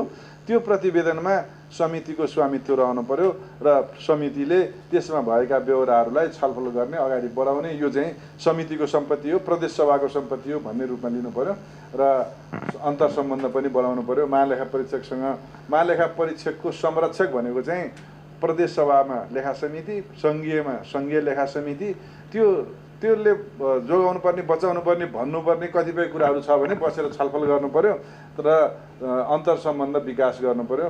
जसले गर्दा महालेखा परीक्षकले आफूले दिएका कामहरू, प्रतिवेदनहरू भोलिका दिनमा मैले ठिक तरिकाले काम गरेँ अथवा यो विषयहरू मैले लाँदाखेरि संसदले मलाई ठिक मान्छ भन्ने विषयमा कन्फिडेन्स पनि बढ्छ। अब यो चाहिँ सचिवालयको छलफलको अभिलेखन र सूचना प्रविधिको प्रयोग, यसमा ध्यान दिनुपर्ने कुरा चाहिँ आइटी सिस्टम अहिले आएको छ। हरेक निर्णयको माइन्युट आइटी सिस्टमबाट बनाउनु पर्यो र तत्कालै तुरुन्तै माइन्युट सर्कुलेसन गर्न सकिन्छ भने त्यो सबभन्दा राम्रो। जस्तो 2 दिनपछि, 4 दिनपछि, 5 दिनपछि भएपछि चाहिँ रात रह्यो अग्राख पलाउँछ भन्छ नि, अनि त्यो चाहिँ विषयमा डेभिएसन आउने, अनि त्यसपछि बाहिर आइसकेपछि फरक कुराहरू आउने, अनि सदस्यहरूका बिचमा डिस्क्रिपेन्सी आउने हुँदाखेरि सकेसम्म डिजिटाइज गरेर त्यसलाई समयमै निर्णय गर्नु पर्यो र कार्यान्वयनमा पठाउनु पर्यो। अनि समय दिएर अनुगमन गर्ने। यदि पछि म 2 महिनापछि 3 महिनापछि अथवा एक महिनापछि मलाई यो विषय पेश गर्नु होला है भनेर सम्बन्धितलाई निर्णय गरेर पठाउनु पर्यो र कर्मचारीको व्यवस्था पर्याप्त हुनु पर्यो। बैठकमा पूर्व तयारी गर्न, विषय अध्ययन गर्न, परामर्शलाई पेशागत कर्मचारी आवश्यक पर्छ भने त्यो पनि जुटाउनु पर्यो। यदि जस्तै कहिलेकाहीँ भनौँ न निर्माणको कामहरू हेर्न जानु छ भने इन्जिनियर चाहिन सक्छ। त्यो इन्जिनियर चाहिँ कहाँबाट मतलब त्यहाँ कोही काजमा ल्याउने पनि व्यवस्था हुनसक्छ र कुनै खास विषयमा छलफल गर्न जानु पर्यो भने ती कर्मचारीहरू त्यस्ता कर्मचारीहरू लिनुपर्ने हुन्छ। अघि भन्नुभयो डक्टरहरू चाहिन सक्छ, इक्विपमेन्टहरू हेर्नु पर्यो भने मेडिकल इन्जिनियरहरू चाहिन सक्छ। त्यस्ता मान्छेहरू पनि हाम्रा सेवामा अथवा उपयोग गर्न सकिन्छ। र यो चाहिँ अलि महत्त्वपूर्ण पनि छ। कसरी निर्णय हुन्छ भन्दा सम्भाव्य निर्णय हुने विषयहरू चाहिँ यस्तो हुन्छ मान्यज्यूहरू, असुल उपर गर्ने समय तोकेर निर्णय गर्दा उपयुक्त हुन्छ। भनेको कुनै बेहोरा असुल उपर गर्नुपर्ने बेहोरा छ भने यो 7 दिनभित्रमा, 15 दिनभित्रमा, 35 दिनभित्रमा यो असुल उपर गर्नु र समितिलाई जानकारी दिनु भनेर निर्णय गर्नु उपयुक्त हुन्छ। अर्को जिम्मेवार पदाधिकारीलाई कारबाही गरी आइन्दा यसो नगर्न सुधार गर्ने। कुनै विषयमा जिम्मेवार पदाधिकारीले गरेको काम कारबाहीका सन्दर्भमा गलत तरिकाले भुक्तानी गरेछ, खर्च गरेछ, आम्दानी गरेछ भने सम्बन्धीलाई कारबाही गरेर आइन्दा यस्तो नगर्ने भन्न सकिन्छ। अर्को चाहिँ थप अध्ययन गर्नुपर्ने भयो भने समिति आफैले वा सरकारलाई यस विषयमा के हो, जस्तो अघि उहाँले भन्नुभयो इक्विपमेन्टहरूको विषयमा या अध्ययन के अरे कुनै अनुदान दिएको विषयमा सरकारका मान्छेलाई नै यो विषयमा अध्ययन गरेर के हो छानबिन गरेर प्रतिवेदन ल्याऊ भन्न सकिन्छ। अर्को चाहिँ अवधि तोकेर सम्परीक्षण गराउने भनेको तपाईँले यति मितिभित्रमा यो सम्परीक्षण गराउनु होला भन्न सकिन्छ।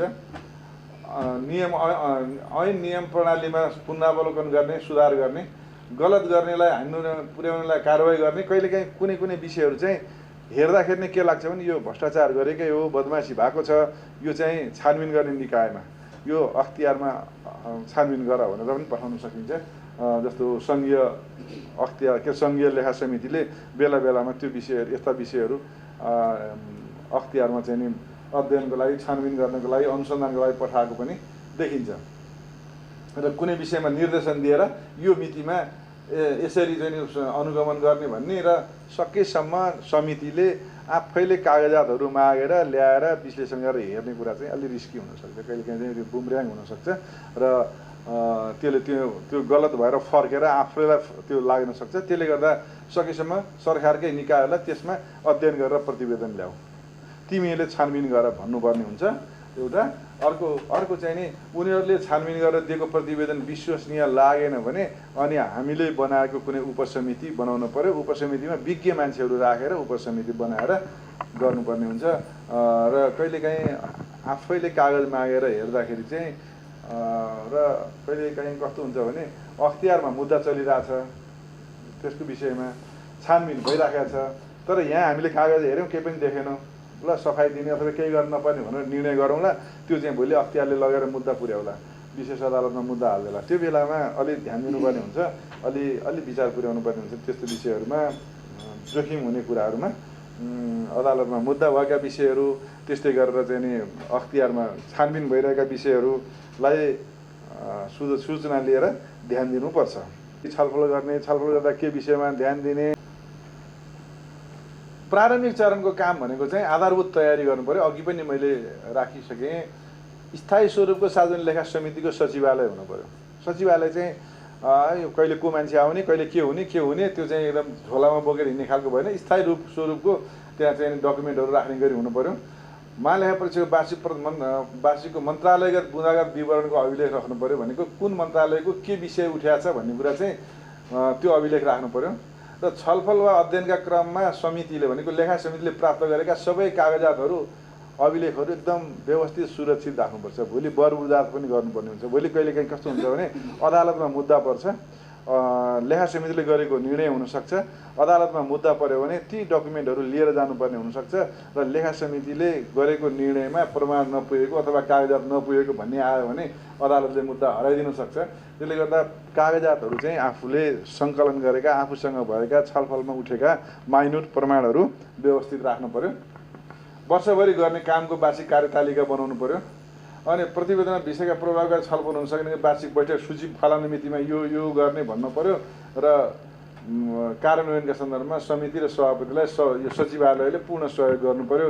कहिले छलफल गर्ने, के विषयमा छलफल गर्ने, उठाउने विषय इस्युहरू के हुन्, त्यो विषयमा समितिलाई सचिवालयको एकदम ठुलो भूमिका रहन्छ, सहयोग हुन जरुरी हुन्छ। अर्को छलफल र निर्देशनको अनुगमन गर्ने भनेको छलफल निर्देशन भइसकेपछि त्यो ठिक तरिकाले काम भइरहेछ कि छैन अनुगमन गर्नुपर्छ। यसरी प्रारम्भिक चरणका काम चाहिँ समितिले अगाडि बढाउनुपर्छ र योजना तथा तयारी चरणमा अब छलफल गर्नलाई हामी तयार भइसकेका छौँ भन्यो भने सबभन्दा पहिला समिति गठन गर्ने उपसमितिहरू बनाउने बेलामा साबिकका बाँकी कामको जिम्मेवारी जानकारी दिनु पर्यो। त्यो चाहिँ सचिवालयले ल्याउनु पर्यो। जस्तो अहिलेको भनौँ न मान्यज्यूहरूको टेन्योर सकिएपछि भोलि अर्को कमिटी बन्छ, यहाँहरू त समितिका सचिवहरू अथवा जो मान्छे सचिवालयमा हुनुहुन्छ उहाँहरूलाई त थाहै संरचना हो। अघि मान्यज्यूले भनेको थिए कर्मचारीलाई सबै कुरा थाहा हुन्छ। त्यो चाहिँ बाँकी काम कुन मन्त्रालयको कहाँसम्म छलफल भएको छ, कसको रिपोर्ट बनाउन बाँकी छ, त्यो विषयमा जानकारी दिनु पर्यो साबिकको बाँकी कामको। र वार्षिक कार्यक्रमको मोटामोटी खाका पनि समिति गठन गर्दा पनि थाहा हुनु पर्यो। र साबिकका निर्देशनहरूको अवस्था के हो भन्ने कुरा प्रतिवेदन बनाउनु पर्यो।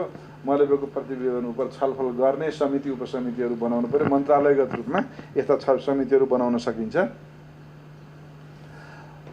बैठक कार्यान्वयन गर्ने चरणमा, बैठक बन्ने चरणमा, गर्ने चरणमा चाहिँ हरेक बुँदाहरूको गम्भीरता र त्यसले पर्ने असर के हो त्यो विषयमा सोच्नु जरुरी हुन्छ।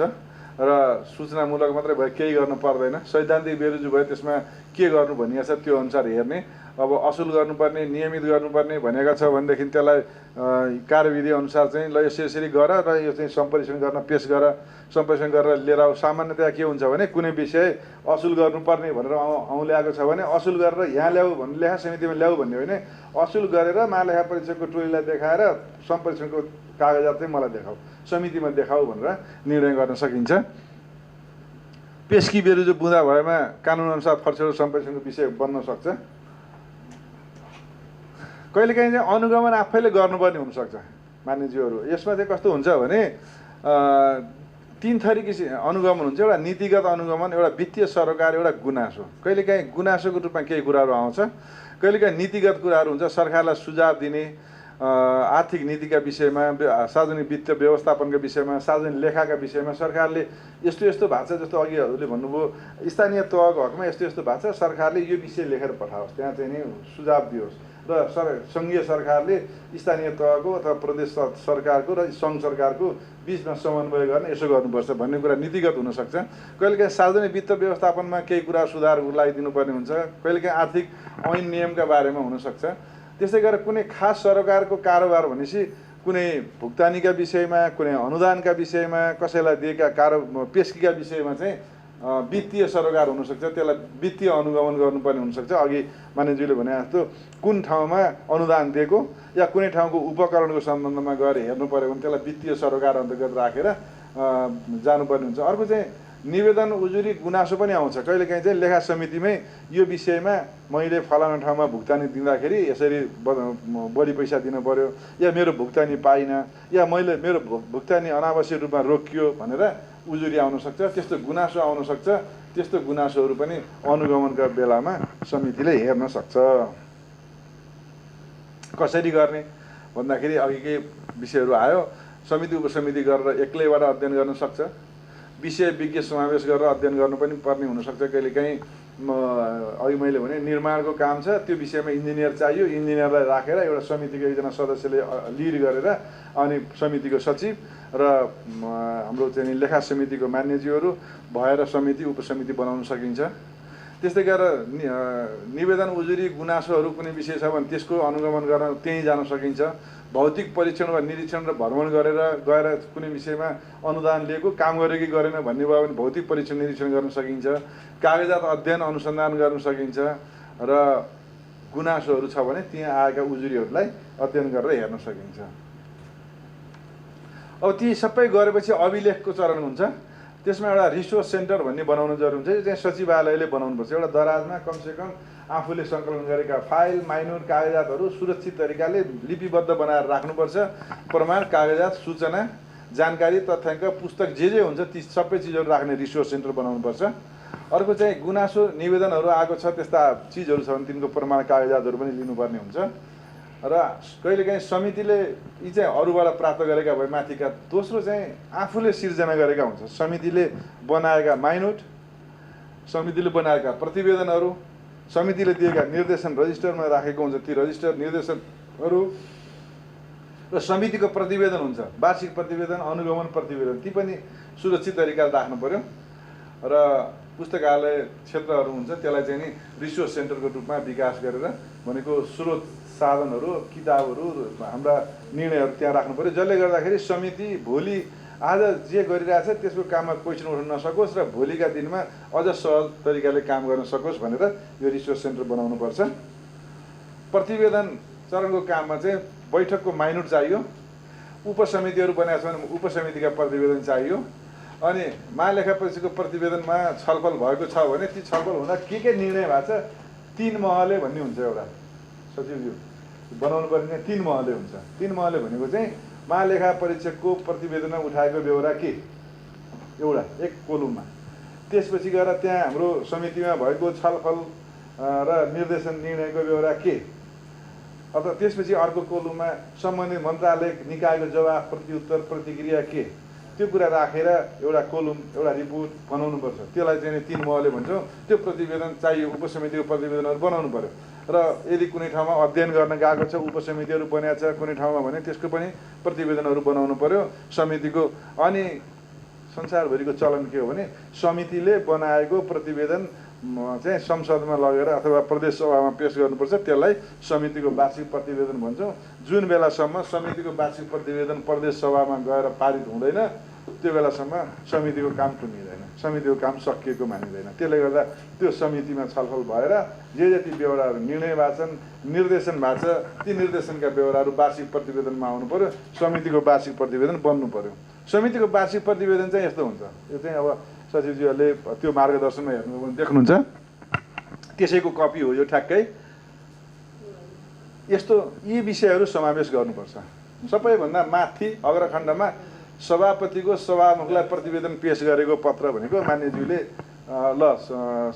प्रदेश सभाको सभामुखलाई लेखा समितिको प्रतिवेदन पेश गरेको छु भन्ने 1 पन्नाको चिठी हुन्छ। त्यसको तलपट्टि विषय सूची बन्छ, अनि विषय सूचीको तलपट्टि चाहिँ यी कुराहरू राख्नु पर्यो। परिचय खण्ड भन्ने हुन्छ, परिचय खण्डमा लेखा समितिको काम, कर्तव्य, अधिकार के हो, कानुनी व्यवस्था के हो, समितिको कार्यक्षेत्र के हो, को माननीयहरू हुनुहुन्छ, त्यो विषयमा अलिकति कुरा चाहिएला। त्यो मुख्य कार्य के गर्यो, कतिवटा बैठक गर्यो, कतिवटा भिजिट गर्यो, कतिवटा अनुगमन गर्यो, कतिवटा निर्देशन दियो भन्ने कुरा चाहिँ बैठकको संक्षिप्त विवरणमा आउँछ। अनि महालेखा परीक्षकको प्रतिवेदनमा कुन वर्ष छलफल भयो, कुन कुन रिपोर्टहरूमा छलफल भयो भन्ने त्यो खण्डमा आउँछ, के बुँदाहरूमा छलफल भयो भन्ने विषय आउँछ। त्यसपछि मन्त्रालयगत बुँदा बेहोरा आउँछ, अब भविष्यमा के गर्नुपर्छ भन्ने विषयमा आउँछ। अनि कुनै विषयमा अध्ययन गरेको प्रतिवेदनहरू छ, उपसमिति छ, कुनै कार्य, त्यो उपसमितिको के कार्यक्षेत्र थियो, को मान्छे हुनुहुन्थ्यो त्यो चाहियो। चाहिँ समितिमा निर्देशन के थियो, अध्ययन प्रतिवेदनहरू कसको आयो, अनि समिति र उपसमितिहरू को मान्छे हुनुहुन्थ्यो, को मान्यज्यूहरूको समिति हो, को मान्यहरूको उपसमिति हो, को विज्ञ हुनुहुन्थ्यो त्यसमा, त्यसको विवरण चाहियो। र सचिवालयका कर्मचारीहरू को हुनुहुन्थ्यो त्यसले पनि रेकर्ड हुन्छ। भोलि उपेन्द्रजी हुनुहुन्थ्यो या अरू सर हुनुहुन्थ्यो, को सर हुनुहुन्थ्यो, त्यो बेलामा केही कुरा सोध्नु पऱ्यो भने भोलि सर यहाँबाट सरेर सुदूरपश्चिम गए पनि या लुम्बिनी गए पनि विशेष केही पऱ्यो भने यसरी यो कहाँ होला भनेर सोध्नुपर्ने हुन्छ। त्यसले गर्दाखेरि सचिवालयको विवरण यति कुराहरू राखेर समितिको वार्षिक प्रतिवेदन बनाउनु जरुरी हुन्छ। वार्षिक प्रतिवेदन बनाएर अनि प्रदेश सभामा पेश गर्नुपर्छ। अब हाम्रो अवस्था चाहिँ के हो, हामीले के गरिरहेछौँ त, सङ्घमा, प्रदेशमा, सबै ठाउँमा हेर्दा चाहिँ हाम्रो अवस्था चाहिँ अलि त्यति धेरै एकदम उत्साहजनक अवस्था छैन होला। त्यसका लागि विभिन्न इन्भाइरोमेन्टल कुराहरू होला, वातावरणीय कुराहरू होला, हाम्रा काम गर्ने कार्यशैलीका कुराहरू होलान्, कानुनी संरचनाका कुराहरू होलान्। तर हाम्रो अवस्था के हो त भन्दा पूर्व तयारी पर्याप्त नहुने, फलाना दिनलाई फलानालाई बोलाउन छलफल गर्नलाई के रहेछ भन्यो, त्यसपछि उहाँ फलाना जे आउनुहुन्छ त्यो दिनमा, त्यो छलफल गर्ने दिनमा, उहाँ आएको दिनमा हामीसँग पूर्व तयारी नहुँदा के क्वेसन सोध्ने, उसले के प्रमाण लिएर आउनुपर्ने, कागजात के ल्याउने, त्यो विषयमा पर्याप्त छलफलमा भाग नलिने अवस्था बन्छ। अनि कहिलेकाहीँ बेरोजगारीको विषय असाध्यै गम्भीर भइरहेको हुन्छ। कहिलेकाहीँ अदालतमा मुद्दा परेको छ, अख्तियारले छानबिन गरिरहेछ, त्यो विषयलाई हामी कम आकलन गरेर केही गर्न नपर्ने, अथवा यो सामान्य विषय हो भन्ने लाग्छ समितिमा छलफल हुन्छ, उपसमितिमा छलफल हुन्छ, तर भोलि त्यो चाहिँ अख्तियारमा मुद्दा-सुद्दाले गर्दाखेरि गलत गरिएछ कि भन्ने पनि पर्न सक्छ। अनि निकायहरूबाट जवाफ पनि आउँदैन। कहिलेकाहीँ प्रमाण यसो दुई लाइन लेखेर यो विषयमा काम भइरहेछ अथवा प्रतिवेदन बनिरहेछ हामी पठाइदिउँला अथवा 7 दिनपछि पेश गरिनेछ भन्ने खालको एकदम हलुका जवाफ आउँछ। त्यस्तो जवाफले गर्दाखेरि काम गर्न समितिलाई गाह्रो परिरहेको अवस्था छ। अनि समितिमा समय दिन पनि उपस्थिति पनि असाध्यै कम हुने। हामीले हेर्दाखेरि 7 जना 6 जना 15 जना अथवा जतिजना मान्यज्यूहरू भए पनि प्राय त्यसको उपस्थितिको असाध्यै समस्या छ। अनि माइनुट पनि सचिवालयले तयारी ढिला गरिरहेको हुन्छ। त्यो ढिला गर्नु भनेको भोलि त्यसमा अनि विभिन्न समस्या आउँछ। माइनुटमा ढिला हुने बित्तिकै के विषय थपिन्छ, अनि त्यहाँ पोलिटिकल पार्टीहरूका बिचमा त्यो के नमिलेर अनि फलानाले यस्तो उठाइरहेछ यस्तो उठिरहेछ भनेर त्यो माइनुटमा चेन्ज भइरहेको हुन्छ। अनि सचिवालयमा पर्याप्त जनशक्ति र स्रोतको अभाव छ। हाम्रो सूचना प्रविधिको प्रयोग हिजो अस्ति त सीमितता थियो, अहिले छ कि छैन थाहा छैन मलाई। अब अहिले त धेरै आइटी जानेका साथीहरू हुनुहुन्छ, आइटीमा खेलेका आइटी चलाउने साथीहरू हुँदाखेरि सूचना प्रविधि चलाउनु भयो होला भन्ने आशा गरेका छौँ। अर्को निर्णय र निर्देशन, निर्णय चाहिँ हुन्छ तर निर्देशनहरूको अनुगमन चाहिँ हुँदैन। के गर्यौँ, हामीले दिएको निर्देशनको कार्यान्वयन के भएको छ भनेर अनुगमन चाहिँ साध्यै कमजोर छ। यो अवस्था हाम्रो छ। त्यसले गर्दा यसमा पनि हाम्रो ध्यान पुग्न जरुरी छ।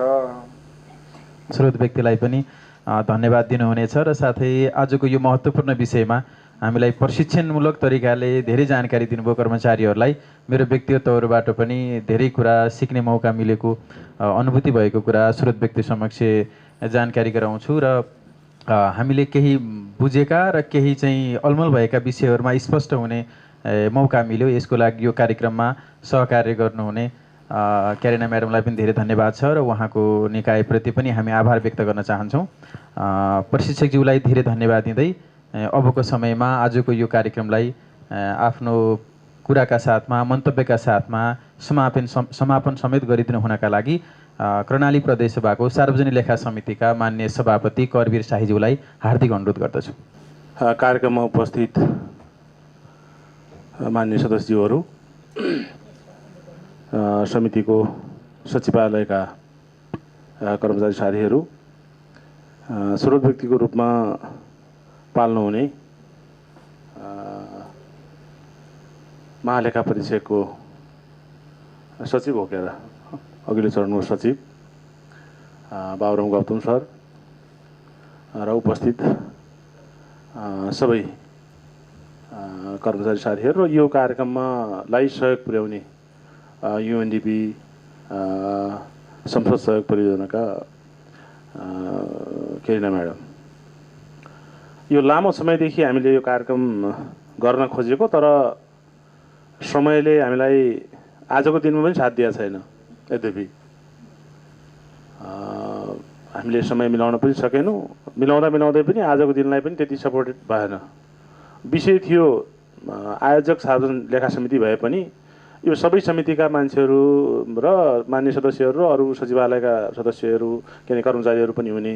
तर यो विषयले माग गर्ने सन्दर्भ भन्ने हो भने अझ कस्तो सान्दर्भिक हुँदो रहेछ भने सबै मन्त्रालयका लेखा उत्तरदायी अधिकारीलाई पनि यहाँ चाहिँ उपस्थित गराएको भए र अलिकति समय अब दिनभरिलाई गरेर अलिकति यो प्लेनरी छलफल गरेको भए कस्तो हुँदो रहेछ भन्दाखेरि यहीँ नै अब यो कस्तो देखिन्छ भन्दाखेरि कर्मचारीको पाटोबाट हेऱ्यो भने कर्मचारीहरूले धेरै केही गरेको त होलान् भन्ने, समितिको पाटोबाट हेऱ्यो भने समितिले केही नगरे जस्तो पनि देखिने।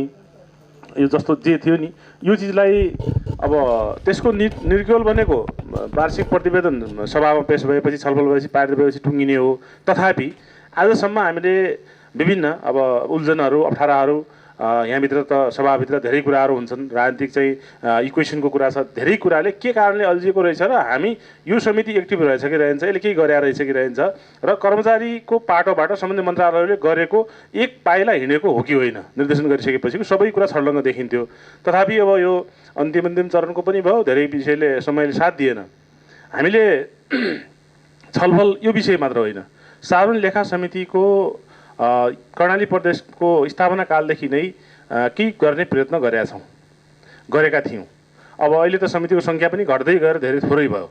विगतमा हामी 7 जनाको समिति थियो र हामीले सुरुदेखि नै एउटा चाहिँ पोजिटिभ पक्ष भनेको सत्ता पक्ष र प्रतिपक्ष नबनिकन तत्काल 3.5 वर्षसम्म म सत्ता पक्षको सांसद थिएँ। तर सार्वजनिक लेखा समितिमा म नै संयोजक भएर 3.5 वर्ष धेरै विषयहरूको निर्णय गरिएको छ। तथापि त्यो चिजहरू सभामा पेश भएन। सरकारलाई चाहिँ बोलाएर सरकारका मान्छेहरू र मुख्यमन्त्री स्वयंलाई पनि बोलाएर सरकारका सबै मन्त्री बोलाएर हामीले त्यो चाहिँ उहाँहरूलाई पत्रकारहरूलाई बोलाएर यो विषयमा तपाईँहरूको इरर छ है, समस्या छ, सुल्झाउनुपर्छ भनेर पनि भन्यौँ।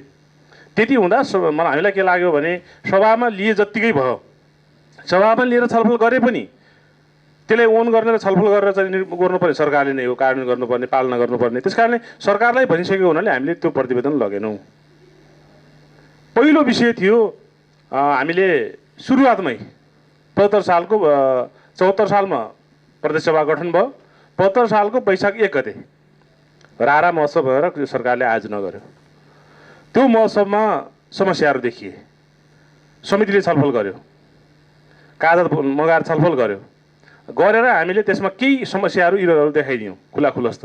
पहिलो पटक थियो, यसलाई धेरै हाई साउन्डिङ नगरौँ, हामी आफै अख्तियार जान सक्थ्यौँ त्यो विषय लिएर।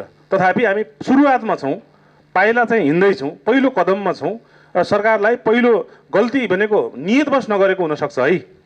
यो गल्ती भनेको पहिलोचोटि उहाँहरूको लागि के भन्यो भने नियतवश नगरेको हुनसक्छ, नजानेर गरेको हुनसक्छ। यो पहिलो पटक हो, हिँड्ने क्रममा खुट्टा लडबडाउन सक्छ, लटपटिन सक्छ, ठेस लाग्न सक्छ। त्यस कारणले यसलाई गल्ती चाहिँ गऱ्यौँ, तर के हिसाबले गऱ्यौँ त्यो सच्चा हो है भन्ने हिसाबले हामीले त्यो कुरा, त्यो प्रतिवेदन मुख्यमन्त्रीलाई रोबरमा राखेर बुझायौँ।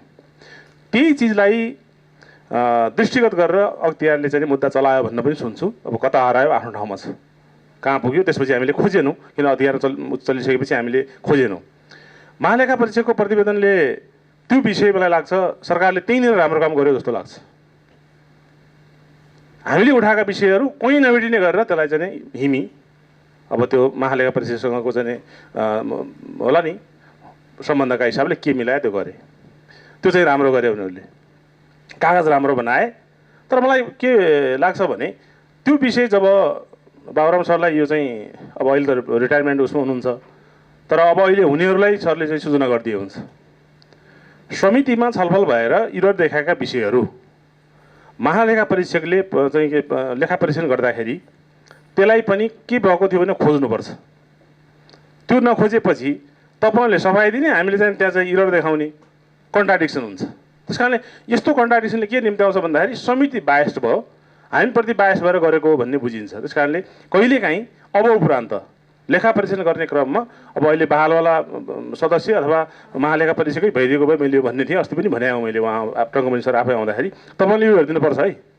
के गर्नुपर्छ भने हामीले गरेका छलफलका विषयहरूमा पनि कहीँ मन्त्रालयले गरेको गल्ती देखाएका हुन्छ, त्यो विषय र यो विषय गर्दाखेरि मिल्यो कि मिलेन खोजिदिनुपर्छ। कहीँ बिलभरकै विषय हुनसक्छ, नीतिगत कुरा हुनसक्छ। यो कुरा कहीँ न कहीँ इङ्गित गरेर समितिले यति बेला उठाएको विषय पनि कमजोरीको रूपमा देखियो है भनेर भनिदिनुपर्छ, नत्र भने यो बायसनेस भयो जस्तो देखिने हुन्छ। अर्को त्यसपछि हामीले रकम अन्तरको कुरा, कर्णाली प्रदेश आर्थिक कार्यविधि ऐनले व्यवस्था गरेको भन्दा जुन शीर्षकको खर्च शीर्षकको पैसा हो त्योभन्दा 10% ननाग्ने गरी खर्च गर्ने जुन कार्यविधि थियो त्यो कार्यविधि नागेर सरकारका मान्छेहरूले रकमान्तर गरे। त्यो पनि हामीले समात्यौँ। समातेर ल्याएर 11%देखि 18%सम्म सबै मन्त्रालयले खर्च गरेको बढ्ता गरेको देखियो। त्यसमा मुख्यमन्त्रीलाई पनि राखेर कुरा गरियो, सम्बन्धित मन्त्रीहरूलाई पनि पटक पटक सचिव र मन्त्री बोलाएर पनि कुरा गरियो र अन्तिममा त्यो रकमान्तर गर्ने अधिकार प्राप्त मन्त्रालय भनेको आर्थिक मामिला मन्त्रालय, त्यो मन्त्रालयको सचिव र मन्त्रीलाई अब हामी अघि सरले भने जस्ता विषयहरू यो प्रतिवेदन तयारीको चरणमा देखिने विषय जे भन्नुभयो, सिकाउनु भयो, त्यो विषयमा हामीले अब हामी प्रतिवेदन तयारी गर्दैछौँ, तयारीको चरणमा छौँ। प्रतिवेदनको मसौदामा यति यति कुरा लेखेका छौँ। तपाईँलाई यी बुदामा कहीँ तपाईँलाई आफूलाई यो होइन भन्ने लाग्छ भने तपाईँले पुष्टि गर्नुहोस्। यति सुविधा सायद कुनै समितिले दिँदैन होला, उहाँलाई बोलाएरै भनियो। त्यहाँ उहाँ चाहिँ सचिव र मन्त्री उपाय लागेन, त्यहाँ पानी हुनुभयो, फर्केर 2 पानाको एउटा चाहिँ लटरपटर पत्र लेखेर पठाउनु भयो, तर त्यो कुनै त्यहाँ एप्लिकेबल थिएन, त्यहाँ कुनै त्यहाँ पुष्टि गर्ने ठाउँ थिएन। त्यो पनि त्यही प्रतिवेदनको पछाडि अहिले पनि राखिदिएको छौँ। किनभने त्यो कुनै बेला अध्ययन गर्ने क्रममा कसैले अध्ययन गर्यो भने देखिन्छ त्यो किन हामीले खोजे जवाब उहाँले यस्तो दिनुभएको थियो भने देखिने गरी त्यो राखिदिएको छौँ अहिले पनि हामीले। अब यो विषय त हामीले उठायौँ, निर्णय गऱ्यौँ, तर सरकारले खर्च गर्ने तरिकामा कहीँ पनि बार लागेन, गरेन। त्यसै पनि काम गरिरहेकै छ अहिलेदेखि देख्नु पछिल्लो वर्ष। त्यसपछि पछिल्लो वर्ष के भन्छ अध्यादेशबाट बजेट ल्याइयो, अहिले अध्यादेशबाट नल्याएको भए पनि अर्को तरिकाबाट खर्च बढेकै छ। त्यस कारणले समितिहरूले गरेको निर्णयहरू पालना गर्ने सवालमा अत्यन्तै धेरै स्केप हुने, भाग्ने, तर्किने परिस्थिति चाहिँ छ। यसलाई अब कार्यान्वयनको चरणमा अलिकति प्रभावकारी बनाउने कसरी हो? अब पुलिस लाउने कुरा भएन, समितिकै मान्छे चाहिँ पुलिस बिना जाने कुरा पनि भएन। यो त मान्छेलाई दिएको यो गल्ती भयो है, मोरल कुरा हो क्या। जब सचिव र मन्त्रीले मेरोमा त यति भएछ त्यो पब्लिस पनि भयो, कान्तिपुरको अघिल्लो फ्रन्ट पेजमै त्यो लेखिया छ, कर्णालीमा यसरी यसरी यसरी यसरी मन्त्रालयले खर्च गरे भनेर लेखिया छ भनेको त्यो राष्ट्रिय न्युजै बन्यो। त्यति हुँदाखेरि पनि उहाँहरूको चाहिँ कलम र कपी त रोकिँदैन त। त्यस कारणले हामीले यो गर्ने विषय हो, त्यस कारण हामी थाक्ने होइन, यद्यपि थाकेका छैनौँ। त्यसैले हामीले अर्को डिपिआर गऱ्यौँ। यहाँ कर्णालीमा लफडा के भयो भने जम्मै चाहिने नचाहिने कुरामा डिपिआर गर्ने कुरा भयो, डिपिआर गऱ्यौँ। डिपिआरको छलफल गऱ्यौँ, त्यसमा पनि मै संयोजक थिएँ उपसमितिको। छलफल गरेर त्यसको डिफिकल्टिज अर्कै आयो। समस्या के आयो त्यहाँ चाहिँ हामी अघिल्लो सरले भने जस्तो अब हामीले आफैले गर्ने कुरा भएन। रकमान्तरको विषय त हामीले अङ्क हेर्न सकियो, कसैलाई राखेन, आफैले हिसाब गरियो, एकदम 10 दिन 15 दिन लगाएर हिसाब निकाल्यौँ। डिपिआरको विषय त सकिने भएन। बिकेको रूपमा इन्जिनियरलाई एउटालाई इन्जिनियरलाई चाहिँ त्यहाँ अब गऱ्यौँ, बोलायौँ, उसले काम पनि गर्यो बिचरा, लामो समयसम्म काम गर्यो। तर हाम्रो नियमावलीमा केही दिन पाउने ठाउँ नै रहन्छ, अन्तिममा भुक्तानी दिने ठाउँ छैन। अहिले पनि त्यो समस्या बलिरहेको छ, उसलाई दिन सकिएन। नियमावलीमा कुनै केही 5 पैसा दिने व्यवस्था रहन्छ। अस्ति भर्खर मात्रै विज्ञ राख्न सकिने भएर नियमावली बल्ल बल्ल अस्ति असारको 18-19 गतितिर होला मलाई लाग्छ, त्यो पास गरेपछि अहिले हामीले विज्ञ स्रोत व्यक्तिको रूपमा लिन सक्ने अवस्था आयो र त्यसलाई केही दिन न्यूनतम केही दिन सकिने अवस्था आयो। हामी सुरुवातको चरणमा भएको हुनाले कतिपय विषय यस्तो हुँदो रहेछ कि संसदीय परम्परा चल्या छ, चलेको परम्परा अनुसार त्यो ऐन कानुनहरू जस्तो ऐन कानुनहरू अरू फ्लो भएको छ नि, अरू फ्लो भएको जस्तो यो चिजलाई पनि सोही अनुसार चाहिँ फ्लो हामीलाई सङ्घमा हुने कुरा कतिपय काम नलाग्ने हटाएर सबै कुरा काम लाग्ने चिजै छन् नि, त्यो राखेको भए हुन्थ्यो नि। त्यहाँ पनि के रहेछ भने विज्ञ नियुक्ति त गर्ने तर त्यो सभामुखले गर्ने रहेछ। हेर्नुहोस्, त्यो पनि त्यहाँ पनि सुधारको कुरा देखियो क्या। समितिहरू एक्टिभ हुनको लागि समितिले आफै राख्न पाउनुपर्छ क्या, सभामुखलाई सूचना गरेर राख्न पाउनु पर्यो, बजेट चाहियो। त्यस कारण बजेट भुक्तानी दिने विषय भएको हुनाले यो त्यति सजिलो विषय छैन। त्यो सङ्घमा पनि अहिले पनि जटिलता रहेछ। त्यस कारणले सङ्घमा पनि यस्ता विषय धेरै कार्यान्वयन भएको देखिएन। मैले आजसम्म प्रतिवेदनहरू हेरेँ, ती हेर्ने क्रममा धेरै विज्ञ राखेर छलफल गराएर अगाडि बढेको देखिनँ। मैले सरलाई सबै हेरेको छु। हामीले यो महालेखा परिषदको प्रतिवेदन को चाहिँ तयारीको चरणमा त्यो उसको सङ्घीय संसदको साधारण लेखा समितिको हेरियो। त्यो हेर्ने क्रममा दुईवटा उपसमिति बनाएर रहेछन्, एउटा कालीगण्डकी कोरिडोरको, एउटा अर्को कुनै उसको यो के भन्छ नेपाल टेलिकमको चाहिँ सम्बन्धी 4G सम्बन्धी दुईवटा मात्र बनाएर रहेछ अहिलेसम्म बनाएर त्यसको उपसमिति प्रतिवेदन दिएर रहेछ। भनेको अब त्यहाँ पनि यस्तो छ, त्यहाँ भएर हामीले गर्न हुँदैन भन्ने छैन। हामीसँग पर्याप्त चाहिँ कामहरू छन्, गर्ने प्रयत्न पनि गरेका छौँ। अब त्यो अहिले पनि अद्यावधि छँदैछ। के रह्यो भन्दाखेरि उसलाई केही दिन सकिएको छैन, उसलाई अब अन्तिममा अनुरोध गरेर प्रमाणपत्र दिनुपर्ने अवस्था रह्यो।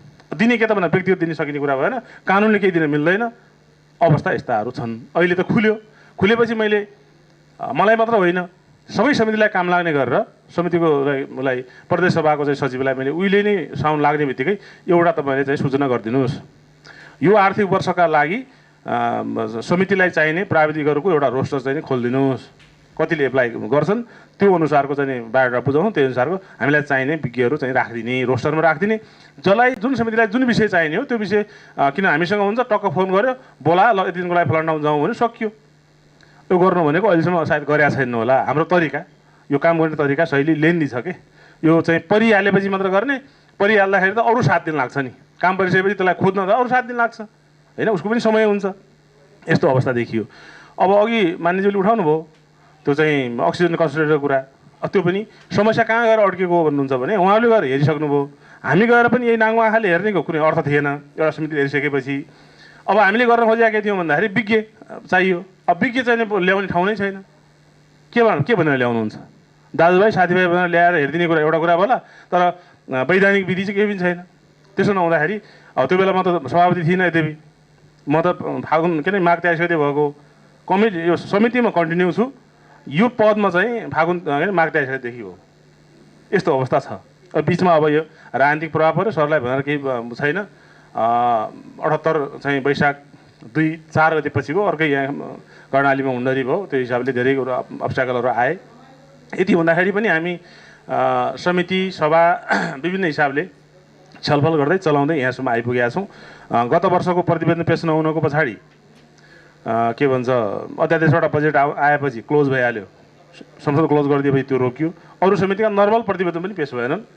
महालेखा परीक्षाको प्रतिवेदनको सन्दर्भ भन्नुहुन्छ भने यो भन्न कति मिल्ने नमिल्ने आफ्नो ठाउँमा छ। सरकारले नै त्यो एउटा प्रतिवेदन त्यहाँ चाहिँ थन्काएर राखेको थियो मुख्यमन्त्री कार्यालयमा।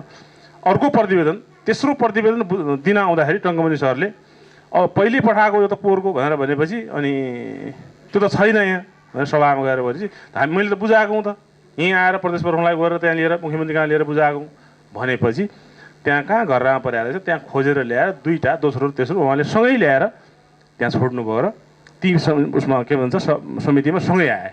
सँगै आएर हामीले अघिल्लो दुइटैको छलफल टुङ्गिएको छ। मान्य सदस्यलाई टाइम दिएर चाहिँ प्रतिवेदन दिएर ल यसमा तपाईँहरूले देखेका कुराहरू क्वेसन बनाउनका लागि तयारी गरेर आउनुहोला भनेर पनि प्रतिवेदन दिइयो।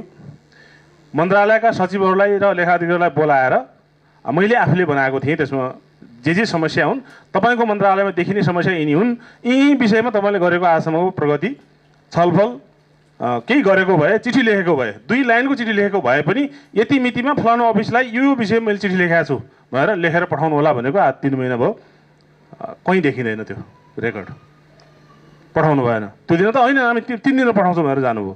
प्रमुख सचिव पनि हुनुहुन्थ्यो, सँगै पछि अलग अलग पनि बोलाइयो, टाइम दिएर अलग अलग मन्त्रालयका सचिवलाई बोलाए पनि गरियो, अहिलेसम्म केही पठाउनु भएन। त्यस कारणले मैले अघि नै के भनेको भने अनौपचारिक रूपमा यो कामप्रति कसैको पनि जाँगर छैन। म हुन्जेलसम्म सकभर यो रहोस् थन्कियोस्, अर्को आएर जेसुकै गरोस् भन्ने छ।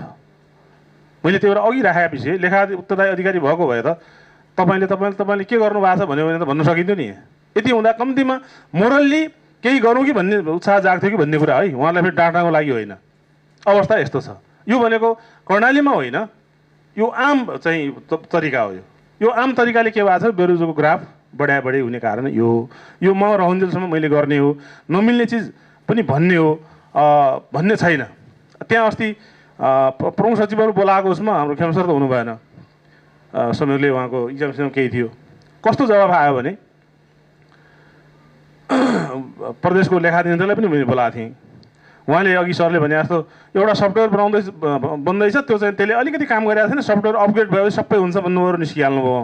अब यस्तो छ तरिका। ल केही दिनपछि सफ्टवेयरले त्यो त त्यसो मैले सोधेँ, त्यसो पाइपलाइनमा कति छ त तपाईँको फर्सेटको प्रोसेसमा तपाईँको मन्त्रालयले कति पठाएको छ, तपाईँले पठाइरहनु भएको छ, त्यति त मलाई पठाइदिनु न। मैले प्रतिवेदन पेश गर्ने क्रममा संसदमा तपाईँ त्यहाँ चाहिँ पछाडि बसेर एकदम निर्णयहरू हुनुपर्ने गरी नहोस् है, मैले यतिसम्म भनिदिएको। किन भने तपाईँहरूले केही पनि गरेर जीवन म लेख्छु नि त्यहाँ त। आजसम्म एउटा पनि चिठी नपठाएको भनेर लेख्नु त परिहाल्यो प्रतिवेदन हो, त्यो रुखो शब्द लेख्नै पर्छ। त्यो लेख्ने क्रममा तपाईँले केही गरेको छु भन्ने पठाउनु होला है भनेर मैले धेरै गरेको। मैले त्यो रिक्वेस्ट निर्देशन भन्दा रिक्वेस्ट गरेको। त्यस्तो गर्दाखेरि पनि अहिलेसम्म केही छैन। उहाँ त्यसरी निस्किनु भयो। उहाँले के भन्नुभयो भने मन्त्रालयका सचिवहरू छन्, लेखाधिकारीहरू, यी मन्त्रालयको हुँ भन्ने छैन, यो पनि एउटा कार्यालय हो, जम्मा यतिको हुँ भन्छन् यिनले तलका अफिसलाई आफ्नो लाइन उसका चाहिँ अफिसरलाई कहीँ केही पनि लेख्दैनन् भन्ने तरिकाले उहाँले कुरा गर्नुभयो। त्यो सिकाउनु पऱ्यो।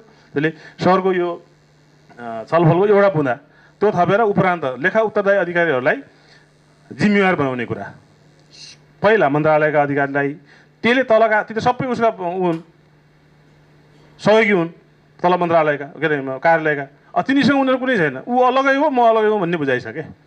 यसले पनि केही काममा तादामिन्दा मिलेको छैन। यी समस्याहरू छन्। अब दुईटै प्रतिवेदन रेडी छ। समितिको 6 जनाको समिति छ, 4 जना भयौँ भने त्यो पास गरेर अगाडि बढ्ने। अस्ति पनि हामी यदि संसद क्लोज नभएको भए हामी लाइनमै थियौँ, 2 दिनहरू चलेको भए हामी पेस गर्ने थियौँ। अब यस्तै हो, राजनीतिक अपडाउनका कारणले कहिले को नहुने, कहिले कसको टाइम नमिल्ने हुँदाखेरि रोकिएको छ। र पछिल्लो प्रतिवेदन आयो मात्रै छलफल गर्न भ्याएका छैनौँ। तर दुईटा प्रतिवेदन अध्ययन गरेपछि पछिल्लो प्रतिवेदन भनेको मैले जानेको 2 मिनटमा सकिन्छ छलफल त्यसको, किनभने त्यसैको निरन्तरता हो, केही छैन। दुईटामा सेम छ। पहिलोमा महालेखा परीक्षकले त्यो के भने सोझै खरिदवालालाई चाहिँ छोडिदिएको छ, किनभने पहिलो वर्ष हो, स्थापनामा थिए, यिनीहरू ठिक छ भनेर छोडिदिएको छ। त्यो छोडेको हुनाले दोस्रो वर्ष तेस्रो वर्ष पनि त्यही काम गरेका छन्। त्यसपछि लेखेका छ पहिलो वर्ष विकास निर्माणको सन्दर्भमा उपभोक्ता समिति मार्फत डोजरले काम गर्ने, मेसिन मेडको पैसा लिने, के अरे मेन मेडको पैसा भुक्तानी दिने। त्यसलाई पहिलो वर्ष राम्रो भएन भनेको छ पहिलो वर्ष, दोस्रो प्रतिवेदनमा। तेस्रो प्रतिवेदनमा त्यसले के भनेको छ भन्नुहुन्छ भने त्योभन्दा धेरै के होला, अघि मैले एउटा उदाहरण पनि दिएँ। त्यही दोहोऱ्याएपछि के भनेको छ तेस्रोमा भनेपछि यो काममा तिमीले गर्न नमिल्ने काम गर्यौ, मेसिन लगायौ र मान्छेबाट निर्माण गरेको पैसा भुक्तानी लिएको हुनाले फलानु उपभोक्ता समितिबाट मेसिनको रेट यति हो पर आवर, मान्छेको के अरे प्रतिदिन यसरी हो, योबाट बचत हुने पैसा यति असुल गर्नु भनेर लेखिदिएको छ। त्योभन्दा धेरै के गर्नु पर्यो? अब त्यो उपभोक्ता समिति बिचरा बबुराहरूलाई लेख्नुपर्ने हो, असुल गर्नुपर्ने हो। अब हामी राजनीति प्राणी, राजनीति गर्ने मान्छे भएपछि त कहीँ न कहीँ कुनै पार्टीसँग एफिलिएटेड हुन्छ हो। त्यसो हुँदाखेरि यो अत्यन्तै अघि सरले भने जस्तो जटिल विषय आफैमा हुँदै हो। यति काम भनेको कर्मचारीको तहबाट गरेको भए सजिलो गरी हुने एउटा भने मैले पल्लो कोठामा प्रतिवेदन छ, कार्य सम्बन्ध पर्दैन, पल्लो कोठा ल्याएकै छैन, 3 वर्ष भइसक्यो। खालि त्यहाँ के भनेको छ, ठुलो एमाउन्ट छ, कार्य सम्बन्ध प्रतिवेदन पेश नगरेको भनेको छ। त्यसमा त्यो चाहिँ के छ भन्नुहुन्छ, सबैभन्दा धेरै सामाजिक विकास मन्त्रालयको छ। त्यो पहिलेदेखि शिक्षा कार्यालयहरूले त्यो खाता बन्द गर्ने प्रचलन हुन्छ नि, गरेको हुनाले त्यही प्रचलन अनुसार काम गरेको हुनाले त्यो सामाजिकको धेरै छ। डोजरको भूमि व्यवस्थाको छ धेरै, अनुदान र डोजरको भूमि व्यवस्थाको छ। भौतिक पूर्वाधारको पेस्की छ, सबभन्दा धेरै पेस्की र म्याथपको समस्या छ। अघि सरले भने जस्तो अब जिम्मेवार पदाधिकारीलाई सचेत गराउने वा असुलपर गराउने कारबाही के गर्ने? अब खालि हामीले एउटा बैठक बसेर लेखेका शब्दमा सचेत गराउने, कारबाही गर्ने वा चाहिँ उसको ग्रेड रोका गर्ने, के लेख्ने भन्ने पदावली मात्रै गर्न फाइनल गर्न बाँकी छ है सर एकदम। अब यदि सभा फाइनल्ली सभा चाहिँ यो सकिने अब अवधि पनि सकिँदैछ, 2-4 दिन चल्यो भने पेस गरि नै हाल्छौँ, पहिलो बैठक पनि गरिहाल्छौँ त्यो प्रतिवेदन। यदि त्यस्तो भएन भने बैठकै बसेन भने पत्रकार सम्मेलन गरेर पब्लिस गरेर हिँड्ने हो सर। यो तयारी छ, तयारी गर्दैछौँ, तयारी अब आफ्नो ठाउँमा छ। त्यो कति अथेन्टिक होला नहोला, तर काम गरेको चाहिँ कामको इन्डिङ, आफूले गरेको सुरुवात गरेका कामको इन्डिङ गरेर निस्किने तयारीमा छौँ। हाम्रा तरिकाहरू, हामीले काम गर्ने सवालका विषयमा सरले धेरै कुरा भन्नुभयो। यसले मलाई लाग्छ हामीलाई समयले साथ नदिएको हुनाले यो त्यति धेरै उपयुक्त जस्तो लागेन। र यो अघि पनि कुरा चल्यो लुम्बिनी र कर्णाली, के अरे मधेस र कर्णालीको अझ समय भएको भए बढ्ता हुने, कम हुने, कम र बढ्ता हुनेहरूका समितिको बिचको इन्टाग्रेसन यस्तै राखेर के कारणले भएको रहेछ त पर्सेन्ट बढी भन्ने गराउन पाएको भए धेरै राम्रो हुन्थ्यो।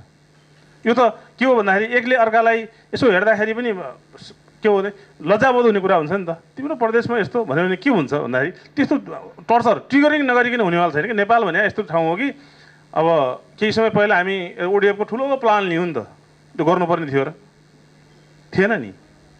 चलन चल्तीको चिज हो, त्यसलाई गर्न सकेको राम्रो हुन्थ्यो। तर त्यसलाई ढोक्नलाई पनि हामीले अभियान चलाउनु पऱ्यो। यस्तो छ। त्यस कारणले हामी लगाउने अराउनेबाट बर्ताव अनि अलिकति हुने प्रभावित हुने ठाउँका मान्छे पऱ्यो। यद्यपि अब यति हुँदा पनि केही कामै मेलो नसकेको त होइन, प्रमाणित गर्न नसकेको, परिणाम नआएको हुनाले अब केही नगरे जस्तो देखिएको छ। समितिहरू एक्टिभै छन्, क्रियाशीलै छन् भन्ने हामीलाई लाग्छ। हामीले गर्ने प्रयत्न गरेका छौँ। जाने बुझेसम्मको केही कानुनी अप्ठ्याराले पनि हामीलाई अलि अगाडि बढ्न पाइला सार्न गाह्रो परेको, तथापि अन्तिम आवरमा आएर पनि अब नियमले संशोधन गरेर अलिकति अगाडि बढ्ने प्रयत्न गरेका छौँ। यसका लागि सबै प्रदेशसभा सबै मान्यजहरूको साथ सहयोग आफ्नो छँदैछ। यो कार्यक्रममा स्रोत व्यक्तिको रूपमा सरले जसरी विषय पस्किनु भयो, यो फेरि पनि दोहोऱ्यौँ, समय अभावका कारणले त्यति सरले आफैले पनि भनिहाल्नुभयो रसिलो। तथापि म सार्वजनिक लेखा काममा काम गरेको हुनाले केही मेरा अनुभव साध्य कुराहरू पनि थिए त्यहाँ, त्यो लेखिएकै विषय थिए। केही अनुभवका हिसाबले लिनुपर्ने विषय पनि थियो रिसोर्सका रूपमा। म चाहिँ त्यसले गर्दा म आफू अलिकति त्योप्रति लाभान्वितै भएको छु। तर अब समयले यसलाई त्यो लाभान्वित भएको छु र काहीँ चाहिँ अब उपरान्त प्रयोग गर्न पाइन्छ पाइँदैन दोस्रो अब मक्सी 4 पछि मात्र त्यो अब आउला आफ्नो ठाउँमा छ। तथापि यो कार्यक्रम आफैमा र अब यो सुशासनका लागि र सामाजिक उत्तरदायित्वको लागि एकदम प्रभावकारी काम हो यो गर्नुपर्ने काम नै हो, गर्नुपर्छ, सबैले गर्नुपर्छ। त्यो पनि सबैले आफ्नो तहबाट सुरुवात नगरिकन तैँले गर्नुपर्छ भन्ने तहको कुरा होइन जस्तो लाग्छ। यो स्वयंमा आफैले आफूबाट सुरुवात गर्नुपर्ने, जहिलेसम्म हामीले जागरण आउँदैन त्यो बेलासम्म यस्ता कुराहरू भनेको यो पन्चिने तर्किने भइरहन्छन्। अलिकति पिएचपीलाई मैले अलिक पहिला पनि भनेको थिएँ, सफ्टवेयरको काम भन्दा नि अलि हार्डवेयरको काममा तपाईँले काम गर्नुहोस् भनेर भनेको थिएँ। त्यो पनि अब आउनेलाई तपाईँले ख्याल गर्नु होला। सूचना प्रविधिमा पनि सहयोग गर्नुहोस्, अलिकति हार्डवेयरमा पनि सहयोग गर्नुहोस्। हार्डवेयर सहयोग भने कस्तो हुँदो रहेछ भन्नुहुन्छ भने अब यहाँ भनिहालौँ, हामी हुम्लामा चाहिँ अनुगमन जानुपर्ने भयो भने कर्णाली प्रदेशका सांसदहरूलाई दिने जो चाहिँ टिएडीको जे व्यवस्था छ नि त्यसले तेस्रो एक भाग पुग्छ। त्यसले तपाईँको चाहिँ 7 दिनमा हिँड्नुभयो भने त्यो 3 दिन पुग्छ त्यहाँको त्यो खर्चको हिसाब गर्ने हो भने। अनि अरू 4 दिन उसले पर्सनल खर्च गरेर किन अनुगमन जान्छ, टाउको दुखाउँछ। जटिल समस्या छ यो। तल्लो बेल्टभन्दा माथिल्लो बेल्टमा जाने कुरा धेरै जटिल छ। आफैमा लेग लाग्ने हाई अल्टिच्युडको समस्या छँदैछ, त्यो जोखिम, ज्यान जोखिम। अर्को यो जोखिम पनि छ। अहिले व्यक्तिगत खर्च गरेर गएर त्यो पनि अर्काका विरुद्धमा प्रतिरोध गर्न किन लाग्छ मान्छे। यो पनि समस्या है। यो चाहिँ एकदम इन जेनरल समस्या हो। त्यो जान आउन यी विभिन्न कठिनाइहरू छन्। भनेको बेला जान सकिँदैन, त्यस कारणले भने जस्तो अनुगमन भएन। प्रयास गर्नुभयो धेरै समितिहरूले, भने जस्तो भएन क्या, चाहेर पनि। अब कतिपय भन्न सक्नु भएको छैन, भन्न सक्ने कुरा छैन। त्यस कारणले यस्ता पनि समस्याहरू रहे। अब हाम्रो यो कार्यकालको अन्तिमतिरको कुरा हो। यद्यपि फेरि अरू फोरमहरूमा कहीँ यस्तो भन्ने समीक्षा गर्ने ठाउँमा हामी आफै गरौँला। र यो कार्यक्रमको लागि युएनडिपी पिएचसी परियोजना र हाम्रो स्रोत व्यक्ति बाबुराम सरलाई र यो कार्यक्रममा यहाँ मान्यज्यूहरू, दुईवटा समितिका मान्यज्यूहरूले सुरुदेखि अन्त्यसम्म रहेर जे सुन्ने, सघाउने जे धैर्यता गर्नुभयो र सचिवालयका साथीहरू सबैलाई हार्दिक धन्यवाद दिएर यो आजको कार्यक्रम यहीँ समापन भएको घोषणा गर्छु। धन्यवाद।